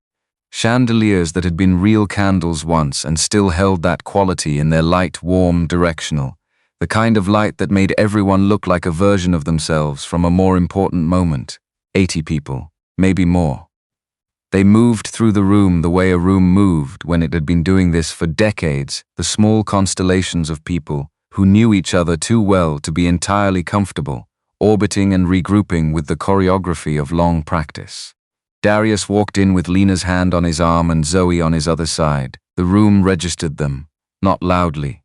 A shift in attention, the particular social awareness of a gathering that noticed a new combination entering and was quietly recalibrating around it. He kept his shoulders easy, his face neutral, not closed, just even. The face he used when he was listening to an engine and didn't want his expression to get ahead of what he was hearing. Clifton materialized within 2 minutes. He shook Darius's hand with both of his, complimented Zoe's ribbon with the seriousness it deserved, and reported that the shrimp situation would be resolved at dinner. Zoe confirmed she was prepared to render a verdict. He moved on. Cousins. An aunt who asked questions and listened to none of the answers. A man who described his investment portfolio as a second job and seemed to mean it as a compliment to himself. Lena navigated all of it with the ease of someone who had been doing it since she could stand in a room. Her hand stayed on his arm, light, constant, not performing steadying, and then he felt the room change, the same way he'd felt it at the luncheon. A shift in pressure before a shift in the air. He looked toward the entrance, Devon Holt, black tuxedo this time. The kind that had been fitted to this specific body for this specific occasion. Silver at the temples, the jaw. The 3-second pause in the doorway, long enough to be seen, short enough to seem unintentional. His eyes found Lena. He walked toward them. Lena's hand tightened on Darius's arm by 1 degree. Then released, deliberately, back to what it had been. Serena, always her name first. Devin, you look. He stopped himself, smiled instead, looked at Darius. Good to see you again, Devin, the handshake. Same duration as the luncheon, same count at the end. The suit is extraordinary, Devin said. He said it directly, looking at Darius. Not a compliment exactly, an observation. I don't recognize the cut. It was a gift, Darius said.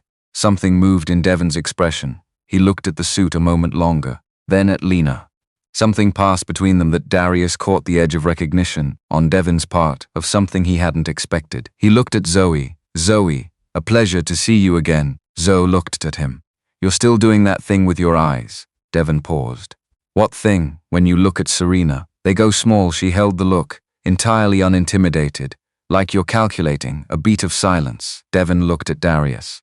A different look from any he'd given before. Something that acknowledged against its will that the 6-year-old beside this man had just done something he hadn't prepared for. Enjoy the evening, Devon said. He said it to Darius specifically, nodded once to Lena, moved away. When he was far enough, Zoe said quietly, I still don't like him, I know, Darius said. Let the grown-ups handle it from here, Bean, I know. She looked at him sideways. But I was right, you were right, she nodded. Satisfied, and turned her attention to locating Clifton across the room. Lena said, barely sound at all, she's something else. Yeah, she gets it from you. He looked at her. She was already looking at the room, the managed expression back in place. But something at the corner of her mouth had lifted slightly. He let it go. Let her have it. Gloria Holt was by the fireplace. Dark dress, diamonds, champagne flute, untouched. Already watching. Already done with her first assessment and on to whatever came after the first assessment. Darius clocked her and moved his attention elsewhere so she wouldn't clock him clocking her. Tobias was near the orchestra. Speaking to a man Darius didn't recognize. Relaxed in posture, unhurried.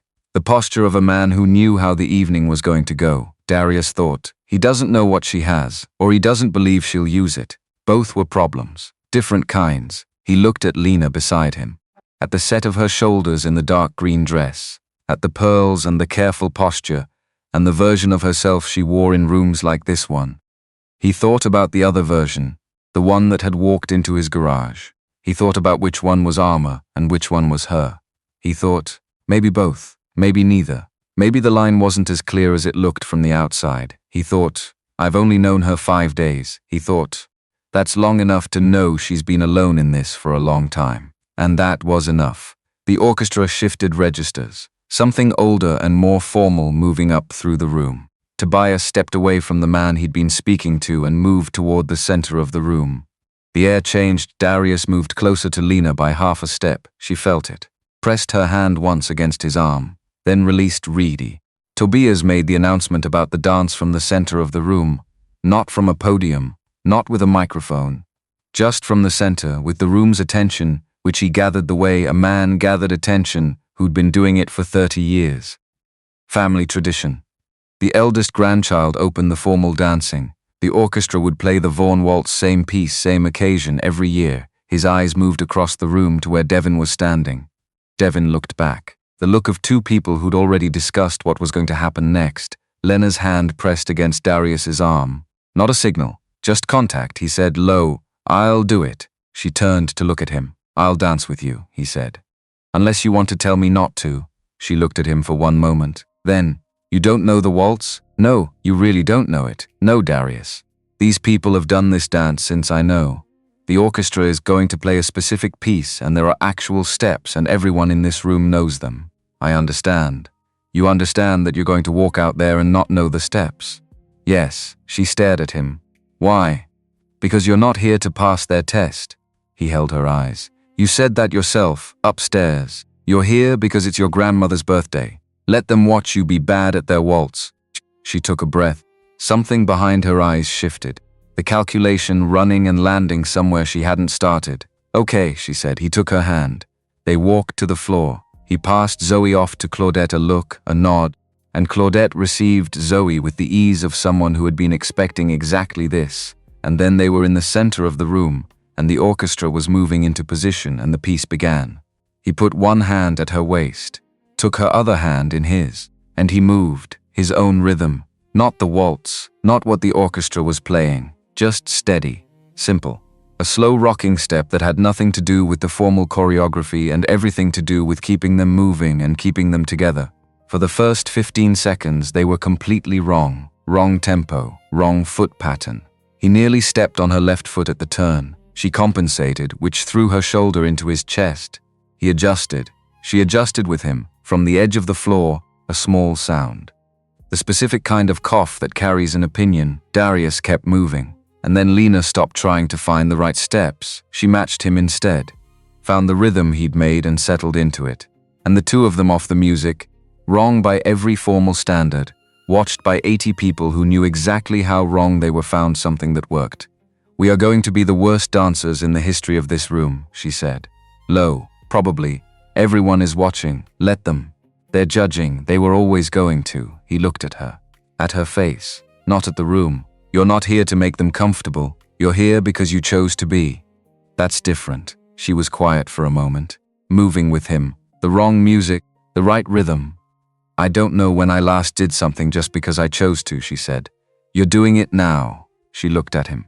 Something in her face opened fully, completely, without management, and then she laughed. Short and real and surprised by itself.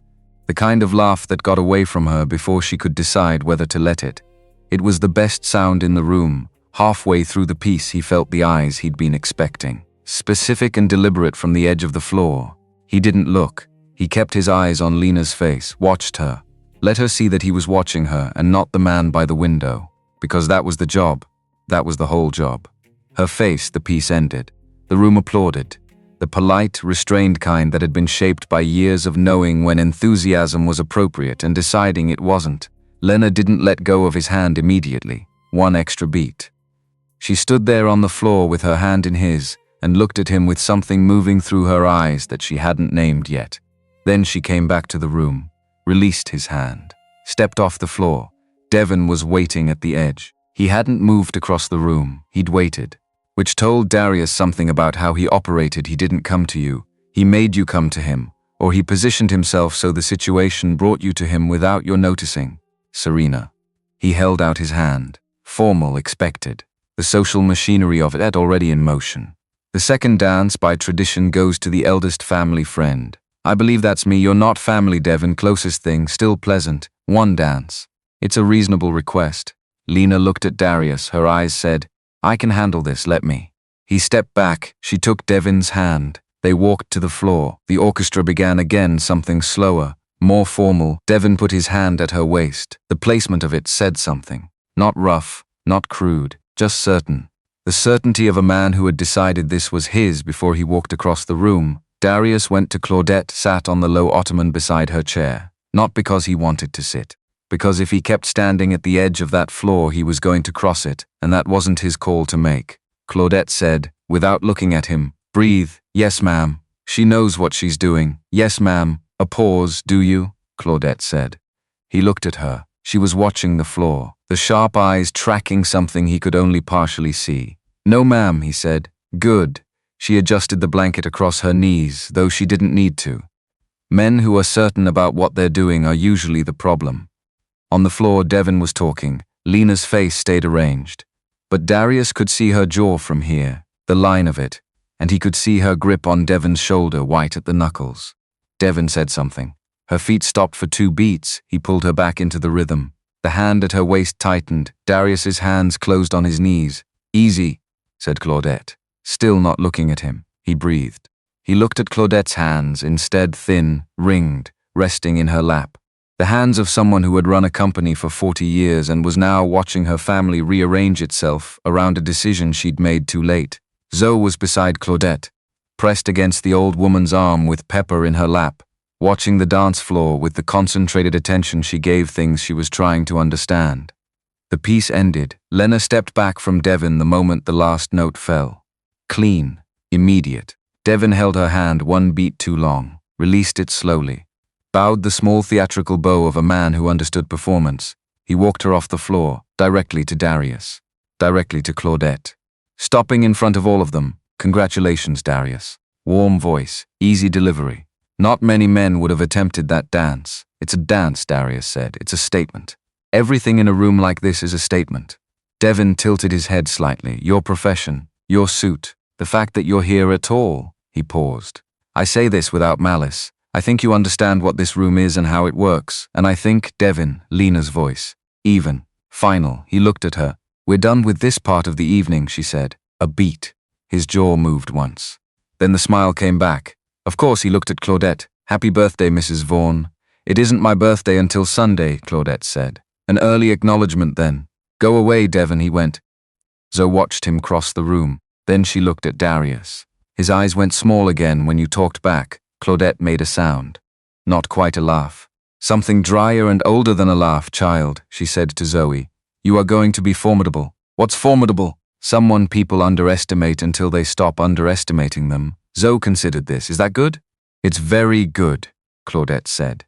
It's also a great deal of work. She looked up at Lena, who was standing at Darius's shoulder. Something passed between them. The look of two people who had just watched the same thing from different angles and had arrived at the same conclusion.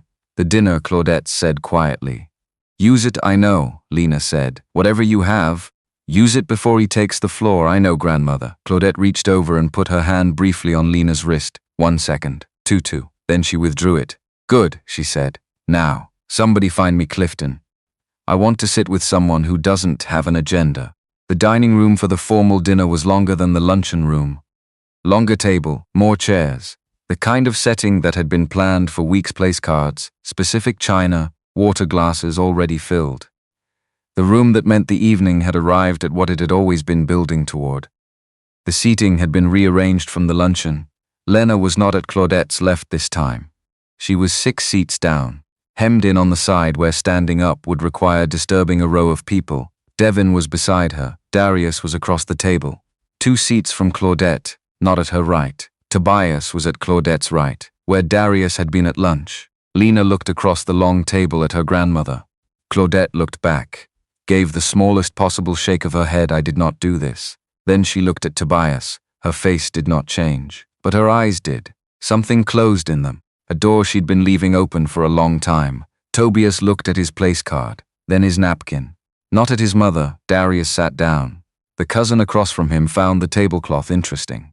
An older woman to his left introduced herself and then ran out of things to say to him. He didn't push. He ate the first course and watched the room, Lena at an angle. Devin beside her, already angled toward her, already doing the thing, the narrowing of space. Not touching, not obviously pressuring, just reducing the air. Zoe was at the children's table to the side. He could see her from where he sat. She was next to a boy about her age who was telling her something, and she was listening with the expression she used when she was humoring someone. She caught Darius's eye across the room. He gave her a small nod. She gave one back. Halfway through the second course, Tobias stood up. He tapped his glass once. The room stilled. Friends, family. He looked around the table. The warm voice, the practiced ease. The quality of a man who had been running meetings since before some of these people were born. Before we continue this wonderful evening, and before the speeches tomorrow, I want to take a small moment to share something that has been on many of our minds. Lena put down her fork. The sound of it was barely audible, but Darius heard it. Tonight, Tobias continued, in this room, with the people who matter most, I'm delighted to be able to share informally that 2 families who have been woven together for generations are about to be woven even closer. He looked across the table toward Devin. My niece Lena and Devin Holt have. Lena stood up, not a shove of the chair, not a slammed hand on the table. She simply stood, smooth and quiet, and the motion was so controlled, so deliberate, that Tobias didn't register it for 2 full seconds. He registered it immediately. His hand moved to her wrist on the table. Fast, reflexive. Devin. Her voice, even, clear. Take your hand off my wrist, he did. Tobias stopped mid-sentence. The room went the kind of quiet that only happened when people understood something real was occurring and that pretending otherwise was no longer available to them. Nothing has been decided, Lena said. She didn't raise her voice. She didn't need to. The room was perfectly quiet and she spoke into the middle of it. There is no announcement. I have never agreed to marry Devin Holt. I have said no to this proposal in writing, on the phone, in person, in this house, at this table more times than I can count over 3 years. She paused. Tonight I'm saying it in front of everyone. No. That is not all I have to say, but it is where I am starting. The orchestra in the other room was still audible through the wall, a long-held note. Like the house itself was listening, Tobias set down his glass with care. Lena, sweetheart, don't, still even, don't sweetheart me. Uncle Tobias. I've been sweethearted for 12 years. I know what it sounds like when someone says it and means something else. A sound moved through the room. Not words, just a collective shift. I have a file, Lena said. Tobias went still. I've had it for 6 months. Some people at this table understand what that means. Those of you who don't, you don't need to tonight. Her eyes moved. Tobias. Gloria across the room, who had gone completely motionless. Devin beside her, who had sat back in his chair with the look of a man making a rapid series of calculations. Those of you who do, I want to say it plainly, in front of my grandmother, in front of this family. If this engagement is announced by anyone in any form, a press release, a quiet word to a journalist, a line in any internal document, I will send that file to 3 offices simultaneously. You know which 3?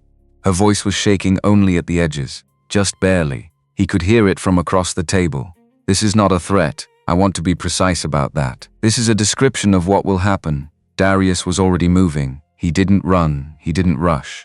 He stood and walked around the end of the long table, past the cousin who wouldn't look at him, past the older woman who made a small alarmed sound, and he walked to Lena and he stopped behind her chair and he put one hand on the back of it, not on her, on the chair, one hand on the back of her chair, standing behind her. That was all. Devin had half risen from his seat. He looked across the table at Darius, met the look, looked at the hand on the chair, looked at Darius's face, sat back down. Gloria rose from her seat. She did it the way she did everything, with full control of the timing. Her voice when she spoke was the voice of a woman who had sat on boards and run rooms and knew how to make words land without amplifying them. Serena, she used the formal name. You're embarrassing your grandmother. No, Gloria, Lena's voice, unchanged. You're embarrassing my grandmother. You've been doing it for 3 years. Tonight I'm stopping it. Something moved through Gloria's expression, the first crack in the surface. You've brought a man into this house.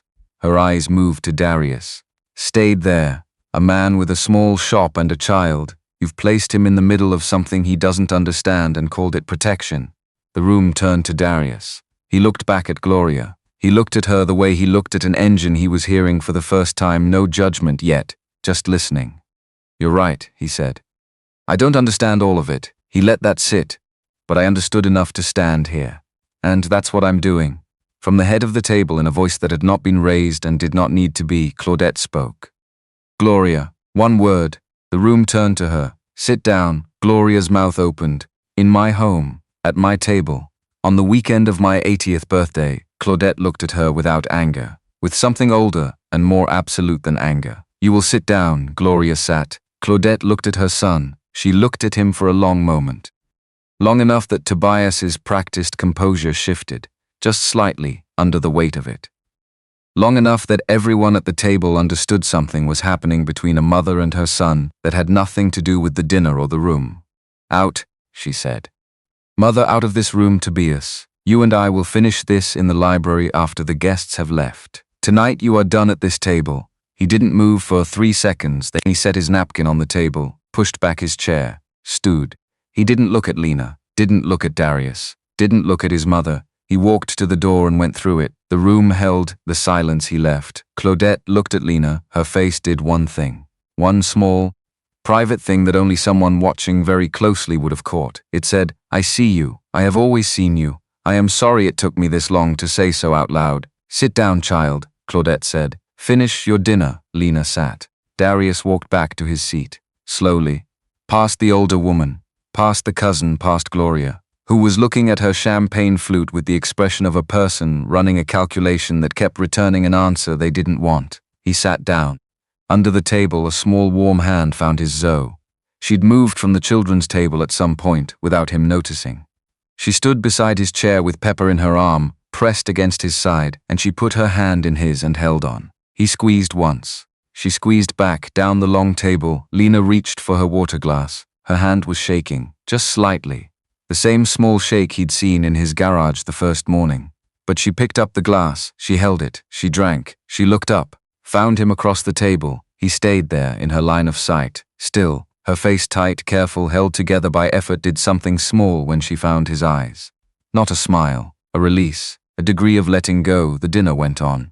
The courses came and were cleared, conversations reformed, careful and tentative, around the shape of what had just happened. Gloria said nothing more. 2 cousins left early. An uncle requested his car brought around. Claudette sat at the head of the table and let the evening diminish around her. She didn't thank people for leaving. She watched them go the way you watched weather change, not judging it, just noting it. Somewhere in the house, later, a clock struck an incorrect hour. Too many chimes. Wrong by 13 minutes. Nobody in the dining room corrected it. Darius held Zoe's hand under the table until she fell asleep against his arm, and he waited for what came next. The dining room emptied in stages. First the ones with long drives, then the ones who'd run out of things to say. Then the cousins who'd been deciding since the main course whether staying was worth the conversation it would require. They filed out in ones and twos, collecting wraps and making vague references to early mornings, and Claudette let them go without ceremony. Devin was among the last. He stood, folded his napkin with the care of someone who'd been taught young that how you left a room said something about you. He looked across the table at Lena. "I'd like a word," he said. "Before I go, there's nothing left to say tonight, Devin. Serena, there isn't. Still even. Still clear. You'll leave. You'll drive back to wherever you're staying. In a week your people will call my people, and we'll have a short professional conversation, and everyone will behave as though tonight didn't happen. That's how this ends." Devin looked at her for a moment. Then at Darius, he said, looking at Darius, "I'd like to speak with you. Before I leave, tomorrow," Darius said. "Tonight she's right. There's nothing left." A beat. Devin straightened his jacket, looked at Claudette. "Good night, Mrs. Vaughn." "Good night, Devin." He walked out. 2 minutes later, Gloria followed. No farewell to the table. She simply collected her wrap and left in the specific way of a person who had decided the room was no longer useful. The door closed. Claudette sat at the head of the empty table and looked at what remained of her birthday dinner. The flowers beginning to droop at the tips. The candles low. The glasses mostly unfinished. The evidence of an evening that had become something different from what it had been planned to be. Lena was still in her chair. Darius was still in his. Zoe was asleep against his arm, her breathing slow and steady, Pepper pressed against her chest. Aunt Diane had left without speaking to anyone, which Claudette had watched without expression. Clifton was the last to stand. He came around the table and put his hand on Darius's shoulder for a moment, didn't say anything, just the hand, and then he squeezed Lena's once on the way past and walked out. That was Clifton. No performance, just presence and then exit. The room held the three of them and the quiet and the wrong clock ticking somewhere in the house. Claudette said, "Lena, grandmother, come to the library in the morning. 10 o'clock, a pause. I spoke with the attorneys this afternoon, before dinner." While you were getting dressed, Lena looked at her. "Which attorneys?" "The ones who handle the trust instruments." Claudette looked at her hands on the table. "Your mother's care has been restructured into a separate vehicle as of this afternoon, independent of the company, independent of any board decision, independent of me." She paused. "It cannot be touched." Lena didn't move. "It should have been done 11 years ago, Claudette said. "It wasn't because I was." She stopped, chose a different word from wherever the first one had been going, "because I made choices about what to protect. I chose wrong. The room was very still, grandmother. Don't, not unkind. Just finished with that particular path. Tomorrow, 10 o'clock. Tonight I'm going to speak with my son." She rose from her chair, slowly. The way she did everything with full awareness of the effort and no intention of showing it. "Go upstairs, all of you. Take the girl. Lock the suite door. I should be there when you will not be there." She looked at Lena directly. "This is between Tobias and me. It has been between Tobias and me for 22 months, and I have been choosing not to finish it. Tonight I finish it." A pause. "Go upstairs." Lena stood. Darius stood, lifting Zoe carefully. She stirred, pressed her face against his neck, went still again. Claudette moved around the table. She stopped in front of Lena, looked at her granddaughter for a long moment, then she put one hand on the side of Lena's face. "Brief. The way you touched something you'd been careless with, and were being careful with now." She withdrew her hand, looked at Darius. "At the suit, wear it well," she said. She walked out of the dining room. They heard her footsteps in the hall, measured and steady, moving toward the library. Toward her son, Darius looked at Lena. Lena looked back at him. She exhaled once, long and slow. "Okay," she said, to herself as much as to him. "Okay," he said back. They went upstairs. Before they reached the suite, Darius stepped into the small alcove near the staircase and called Renee. She answered on the first ring. "Nate, we're okay," he said. It was a lot, but we're okay. A pause. He could hear her breathing. The particular quality of the breath that meant she'd been waiting. "Zoe? Asleep. She's fine, you." He thought about that for a moment. "Yeah, and the woman?" He looked down the hallway toward the suite. Lena was waiting near the door with Zoe asleep against her shoulder, transferred at some point while he'd made the call. She was holding his daughter the way you held something you knew the weight of. She did what she came to do, he said. Renee was quiet. "I'll call in the morning," he said. Before the 10 o'clock, okay. A pause. Nate? Yeah, you sound like yourself again. He didn't answer that. He never knew what to do with it. Good night, Renee. Good night. He went down the hall. Took Zoe back gently. Lena unlocked the suite. They went in. He put Zoe on the four-poster, got her shoes off, pulled the blanket up. She turned onto her side without fully waking, pressed her face into the pillow. He stood at the foot of the bed and watched her breathe for a moment. 4 years of watching her breathe. The most reliable thing he'd found. Then he went into the sitting area. Lena was at the window, her back to the room. Her arms crossed, not defensively, just holding herself together. The camel coat was gone, the dark green dress, the pearls. She'd changed while he was settling Zoe into something simpler. Dark pants, a soft top, her hair down from the arrangement it had been in. She looked like the woman who'd walked into his garage. He sat on the small settee, said nothing. After a moment she turned, she moved the money. Lena said, yes, before dinner. She did it before dinner, yes. Lena crossed the room, sat on the other end of the settee, her knees pressed together, hands in her lap, the way she'd sat in his office 5 days ago. She knew, Lena said. She knew, and she moved the money, and she didn't tell me. She told you tonight, after the fact. Yes. Lena looked at her hands. That's her way. Do the thing first. Announce it after. So it can't be argued about. Sounds like someone else I've met recently. She looked up. Something crossed her face. Not quite a smile. The place a smile came from. You should sleep, he said. I know, you haven't slept properly since I know, Darius. He nodded. Let it go. Outside the window, the October night was fully dark. The lawn below was invisible except for the outline of the white chairs still assembled from the reception, catching a little of the light from the house. I want to say something, Lena said. He waited. When I walked into your garage 6 days ago, I had a plan. It was a very specific plan. I was going to pay you and bring you here and get through the weekend and drive back and pay for the Jaguar and never contact you again. She looked at the window. That was the whole plan. Okay.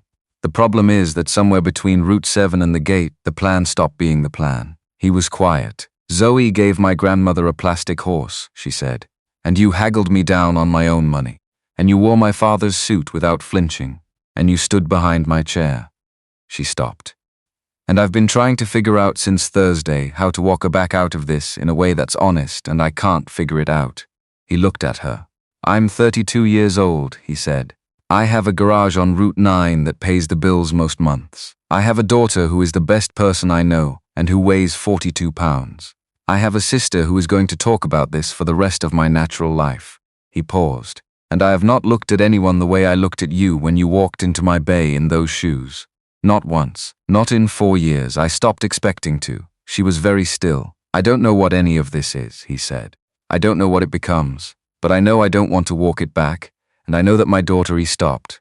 Zoe doesn't give pepper to people. She's given pepper to exactly 3 people in her life. Me, her Aunt Renee, and you. That means something. She decided something about you before I had words for what I was deciding. Lena's eyes were wet, not crying yet. Holding it so, he said. So she said. We go slow, he said. You figure out what your life looks like. Now I keep fixing cars. And we don't lie to each other. I already don't lie to you. Keep doing that. She reached across the space between them. Put her hand over his. He turned his hand over, held it. They sat like that while the house settled around them. Zoe's breathing coming through the open bedroom door, slow and certain. The October wind against the windows. Somewhere deep in the house, a door closed, not slammed, just closed, and then there was quiet of a different kind. The quiet that followed something being finished. Tobias and Claudette. In the library, whatever was said there, he would never fully know. What he knew was that sometime after midnight, when Lena had fallen asleep against his shoulder and he was sitting still so as not to wake her, he heard footsteps in the hallway past the suite door. Measured, steady, moving toward the east wing, Claudette going to bed. He listened to the footsteps until they faded. Then he let himself close his eyes. He slept for a few hours, there on the settee, with Lena's head in his lap and a throw pillow under her cheek and Zoe's quiet breathing through the open door. And for the first time in 4 years, the system that ran his days felt like the foundation of something rather than the whole of it. He slept. The wrong clock chimed, nobody corrected it. And the house held them, all 3 of them, until morning came through the east windows and changed the quality of the dark to something lighter, something that knew what day it was, something that understood that the night had ended and that what came after was, for once, not the same thing repeated. Something new, something that hadn't been named yet.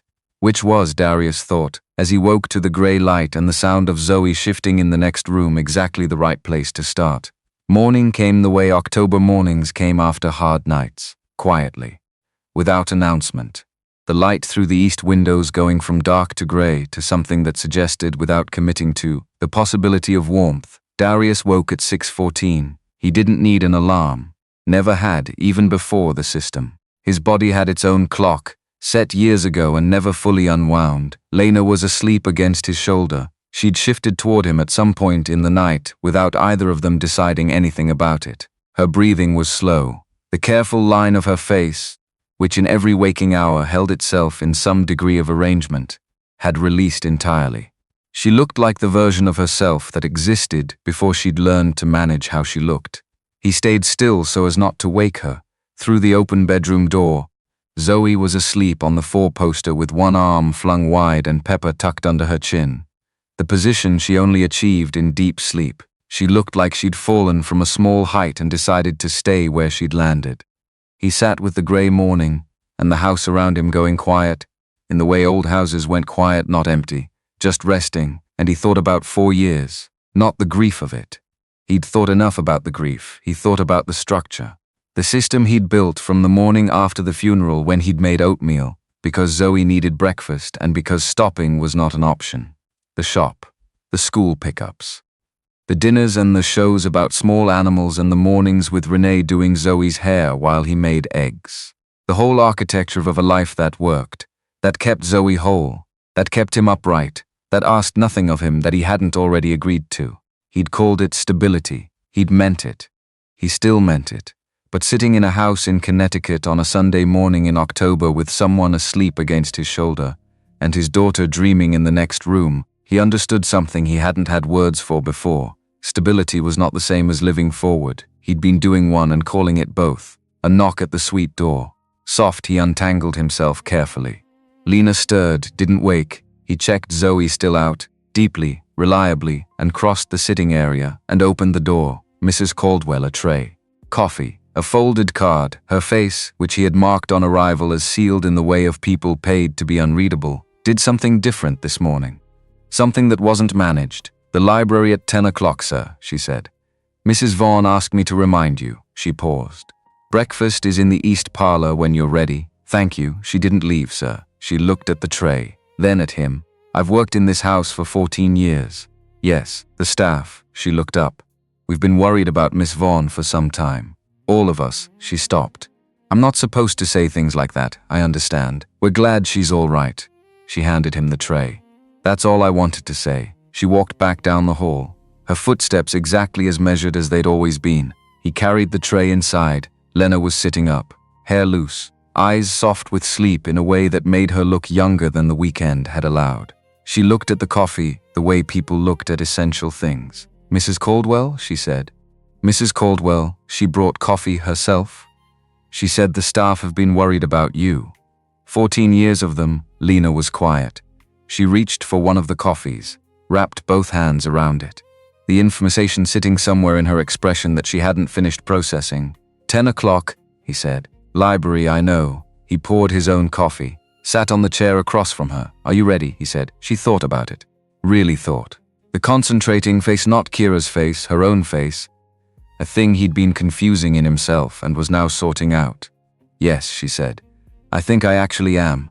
They sat with their coffees and the morning light coming up in the east windows and the house beginning slowly to be a house again rather than a stage. Zoe appeared in the bedroom doorway at 6:53, hair askew, one sock, Pepper under her arm, and a look of someone who had slept exactly as long as she intended to and was now prepared to resume. She looked at both of them, the coffees, the settee, the particular arrangement of two people who had been through something and were sitting in the after part of it. "Did you sleep?" she said. "A little," Darius said. She looked at Lena. "Did you sleep?" "A little," Lena said. Zoe nodded, accepted this, came and climbed up beside Lena on the settee and settled there, leaning against her side with the ease of someone who had decided, some days ago, that this was a place she was allowed to lean. Lena put her arm around her. Zoe said, "Is it over?" Almost, Lena said. The hard part? The hardest part, okay, she looked at Pepper. Did the old lady? She stopped. What do I call her? Mrs. Vaughn, Darius said. Is Mrs. Vaughn okay? Lena was quiet for a moment. She did something hard last night. She'll be okay. It'll take a little time. Zoe nodded. Hard things take time, they do. That's what Daddy says about fixing engines. Lena looked at him. He looked back at her over Zoe's head. Smart man, Lena said. I know, Zoe said. He usually is. The library at 10 o'clock, dark wood shelves running floor to ceiling. A rolling ladder on a rail against the long wall. A fire that Claudette had requested and that existed because she'd requested it. Warm and low, throwing amber light across the floor. High-backed chairs arranged near the hearth. A room that had been used for serious things for a long time and knew it. The Vaughn family assembled. Cousins who'd stayed the night, Aunt Diane. Arms crossed, positioned near the window as she'd been at every gathering this weekend, the set of her shoulders a permanent objection. Uncle Clifton in the most comfortable chair, which he'd located immediately and taken without ceremony. Tobias stood by the far window. He'd been in this house since the night before. He'd been in the library with his mother. For Darius didn't know how long. He didn't know what had been said. But Tobias was standing with his hands clasped in front of him, and the composed expression he wore, the pleasant unreadable surface, it was there, but it was thinner this morning. The edges of it visible. Darius stood with Lena, close, not touching. Just there Zoe held his hand. Claudette entered last. She walked to the chair nearest the fire. Sat. Adjusted the blanket across her knees that she didn't need but had asked for. Looked at the room gathered around her, then she began. She didn't raise her voice. She didn't need to. The room was already the kind of quiet that happened when people understood they were present at something that wouldn't happen twice. She began with what she knew in her own words.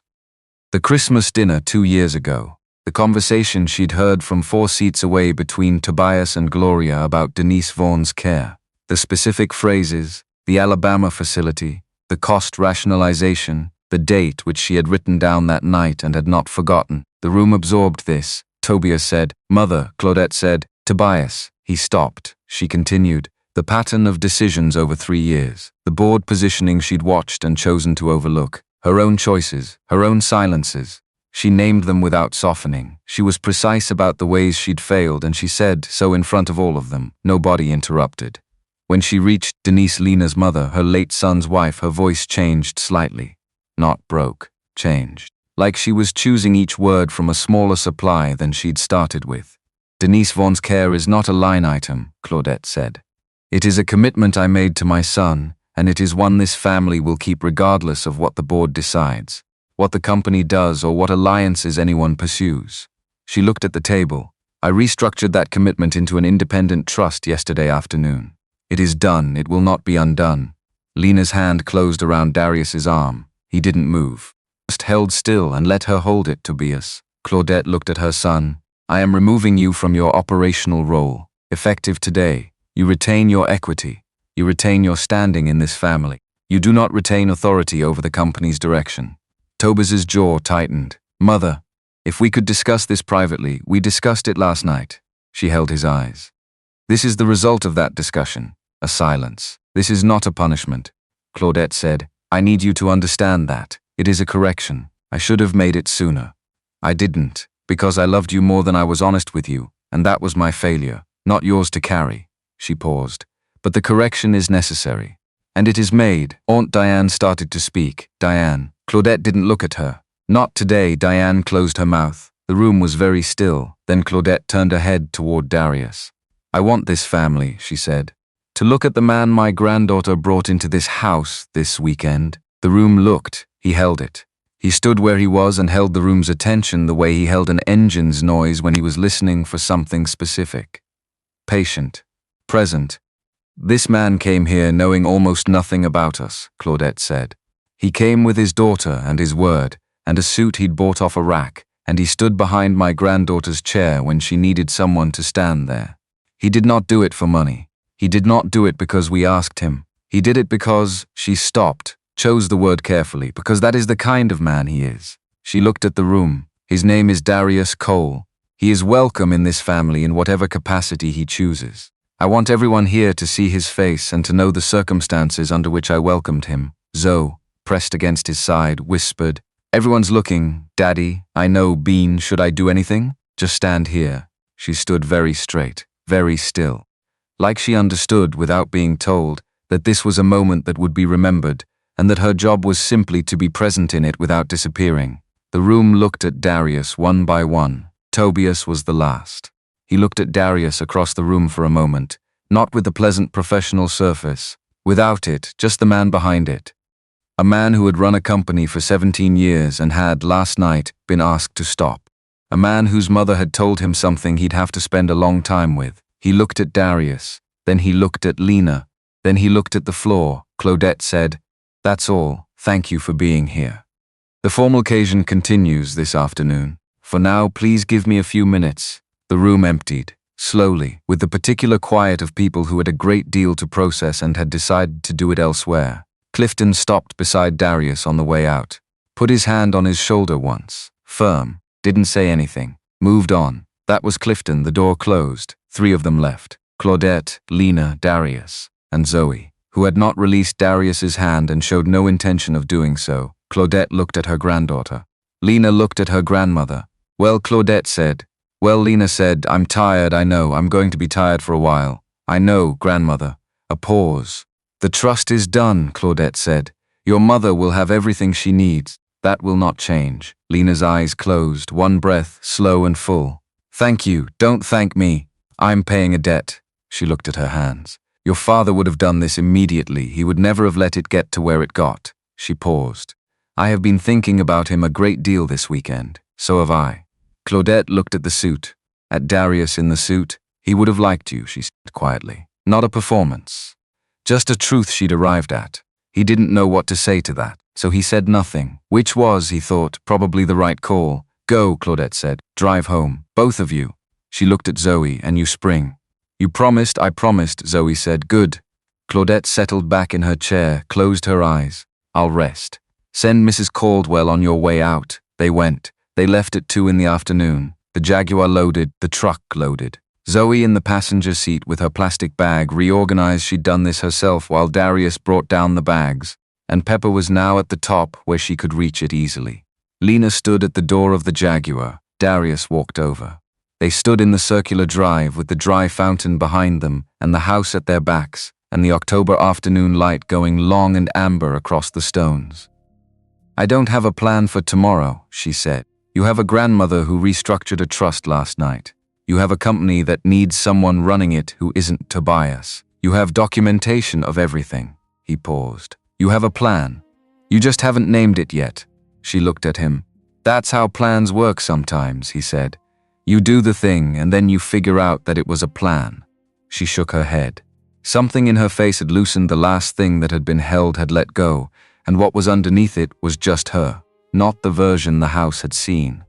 The version that had walked into his garage. She looked good like that. He thought it. Didn't say it. She reached up, straightened his collar. A small adjustment that didn't need making. Her hand stayed for a moment. Then she rose onto her toes and she kissed him at the corner of his mouth. Slow, there and then not there. Long enough to be true, short enough to stay honest. She dropped back to her heels. "Darius Cole," she said. "Serena Vaughn, drive safe. You too." She started to turn. Stopped. "The suit," she said. "You should keep it." He looked at her. "My father would have wanted it worn," she said. "Not hanging." He held the look for a moment. Then, okay, she got in the Jaguar. He got in the truck. Zoe, immediately. "Did you kiss?" "Zoe, I saw through the window. That's private. You're in the driveway. That's still private." She considered this with the expression of someone who fundamentally disagreed but was choosing her battles. "Fine," she buckled up. "Can we get tacos on the way home?" He looked out the windshield. At the Jaguar waiting for him to lead. At the driveway ahead, long and lined with old trees going gold. "Yeah, Bean," he said. "We can get tacos." They drove down the long driveway, through the gate. The guard nodded as they passed without stopping them. Down the lane through the maples. Back to the main road. The Jaguar behind him. Now he was leading back. She was following. He thought about that for a moment. The Route 7 gas station. The Jaguar pulled in after him. Same pump, same parking lot, same October light. They got out, stood in the space between the vehicles in the afternoon sun. "Same place," she said. 48 hours later, does it feel like that? He thought about the shoes. The garage, the flinch, the hands, the drive through the maples, the portraits, Claudette and the plastic horse, the wrong waltz, the hand on the back of the chair, the dining room going still. No, he said, me neither. Zoe climbed down from the truck. She went to Lena without being prompted and held out Pepper. Lena looked down at her. That's yours, Zoe, I know. But I want you to have her for a while. Until you find your own. Zoe pressed the small horse into Lena's hand. She helps. When things are still settling, Lena looked at the horse in her palm. She looked at Zoe, she crouched down, there on the gas station asphalt, the same way she had 2 mornings ago. And she looked at Zoe directly. Thank you, she said. I'll take very good care of her. I know you will, Zoe said. You already did, Lena stood slowly. Her eyes were bright. She pressed her mouth together once, briefly, against something that wanted to come through. Then she looked at Darius. He looked back. Nothing left to say. Everything already said. The particular silence of 2 people who have crossed into something they don't have words for yet and have decided that's okay. She got in the Jaguar. He got in the truck. The Jaguar pulled out first. The afternoon light caught the back window as she went. She lifted one hand off the wheel. Then she was on the highway and gone. He sat there for a moment, cold coffee in the cup holder. 42 pounds of daughter in the passenger seat already asking about tacos again. He thought, in 5 days. A woman walked into his garage in the wrong shoes and told the truth in front of 80 people and taught him that stability and forward motion were not the same thing. He thought, Zoe gave away Pepper to someone she met in a parking lot and got it right the first time, he thought. I have not been the only kind of person I could be. He put the truck in drive. They got tacos. Zoe ate all of hers and detailed her assessment of the shrimp from the night before final verdict. Acceptable, not exceptional. Would consider again under the right circumstances. And he listened and laughed in the right places and drove them home through the October afternoon with the windows down a little, because the air was that specific end-of-season kind that didn't last. The town came up around them. Route 9. The sign for Cole Auto, red letters on white. The sea still peeling at the corner, he still hadn't fixed it. He parked in the driveway, killed the engine. Zoe unbuckled herself, collected her bag, climbed down and went to the front door with her key, practical and purposeful, entirely certain of her welcome. He sat for a moment, the same house, the same step with the crack he'd been meaning to patch, the same kitchen light he'd left on when they left Saturday morning, everything the same, except. He got out, stood on the front step in his father's suit. In the suit of a man who had died on a November highway when his daughter was 19, and whose daughter had walked into a garage in October, and whose mother had sent the suit downstairs without explanation, and whose memory was in the fabric of it. He stood there for a moment. The October evening was cool and clear, stars beginning to appear above the eastern tree line.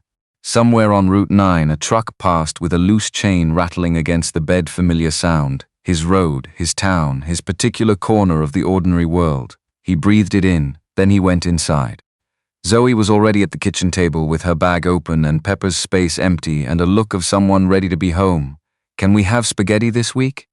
We had it Tuesday. That was before the weekend. The weekend reset it. That's not how the rule works. Daddy, we went to a castle. That resets everything, he looked at her. At the ribbon still in her hair, slightly askew now from the day. At the blue dress with the white flowers. At the serious face that was her mother's face and also increasingly, entirely its own. He said, maybe. She smiled. Knowing she'd won something, he went to the counter, put the kettle on, stood there while it heated and looked at the kitchen, the same layout, the same everything, and let himself feel the difference. Not in the room. In himself, 4 years of the next thing and the next thing and the next thing, and now. A phone that was going to ring sometime in the coming days, from a number he'd already saved, from a woman who had said I'll call and had meant it. And Zoe at the table negotiating spaghetti, and a suit hanging on the back of the kitchen door that he was going to take care of. And the C on his sign still peeling. He was going to fix that, he thought. This week. Tomorrow maybe, some things were ready to be fixed. And some things he thought of the Route 7 gas station, the hand on his chest, the kiss at the corner of his mouth, some things just needed time. He was done being in a hurry to skip the time. The kettle began. He made 2 cups without thinking about it. Set them both on the counter, looked at the second one, didn't move it, left it there. Daddy, Zoe, he said. Yeah, are you happy? He looked at her, at the serious face. The question delivered the way she delivered everything directly, without preamble, because she wanted to know and saw no reason not to ask. He thought about it, not the answer he was supposed to give. The true one. Getting there, he said. She nodded slowly. Filed this. Okay. She pulled her stuffed animals out of the bag and arranged them on the table, the post-journey ritual he'd watched her do for 3 years. That's a good answer, yeah? It means you're not pretending. He looked at his daughter for a moment. 6 years old. The most perceptive person he knew, yeah, he said. That's what it means. He picked up his coffee, left the second cup where it was, and the evening went on ordinary, quiet. Exactly what it was while outside on Route 9, the October dark settled over his town and his road, and the sign with the peeling sea, and the whole manageable, imperfect, forward-moving shape of his life. Getting there, which was, he had finally learned, exactly enough.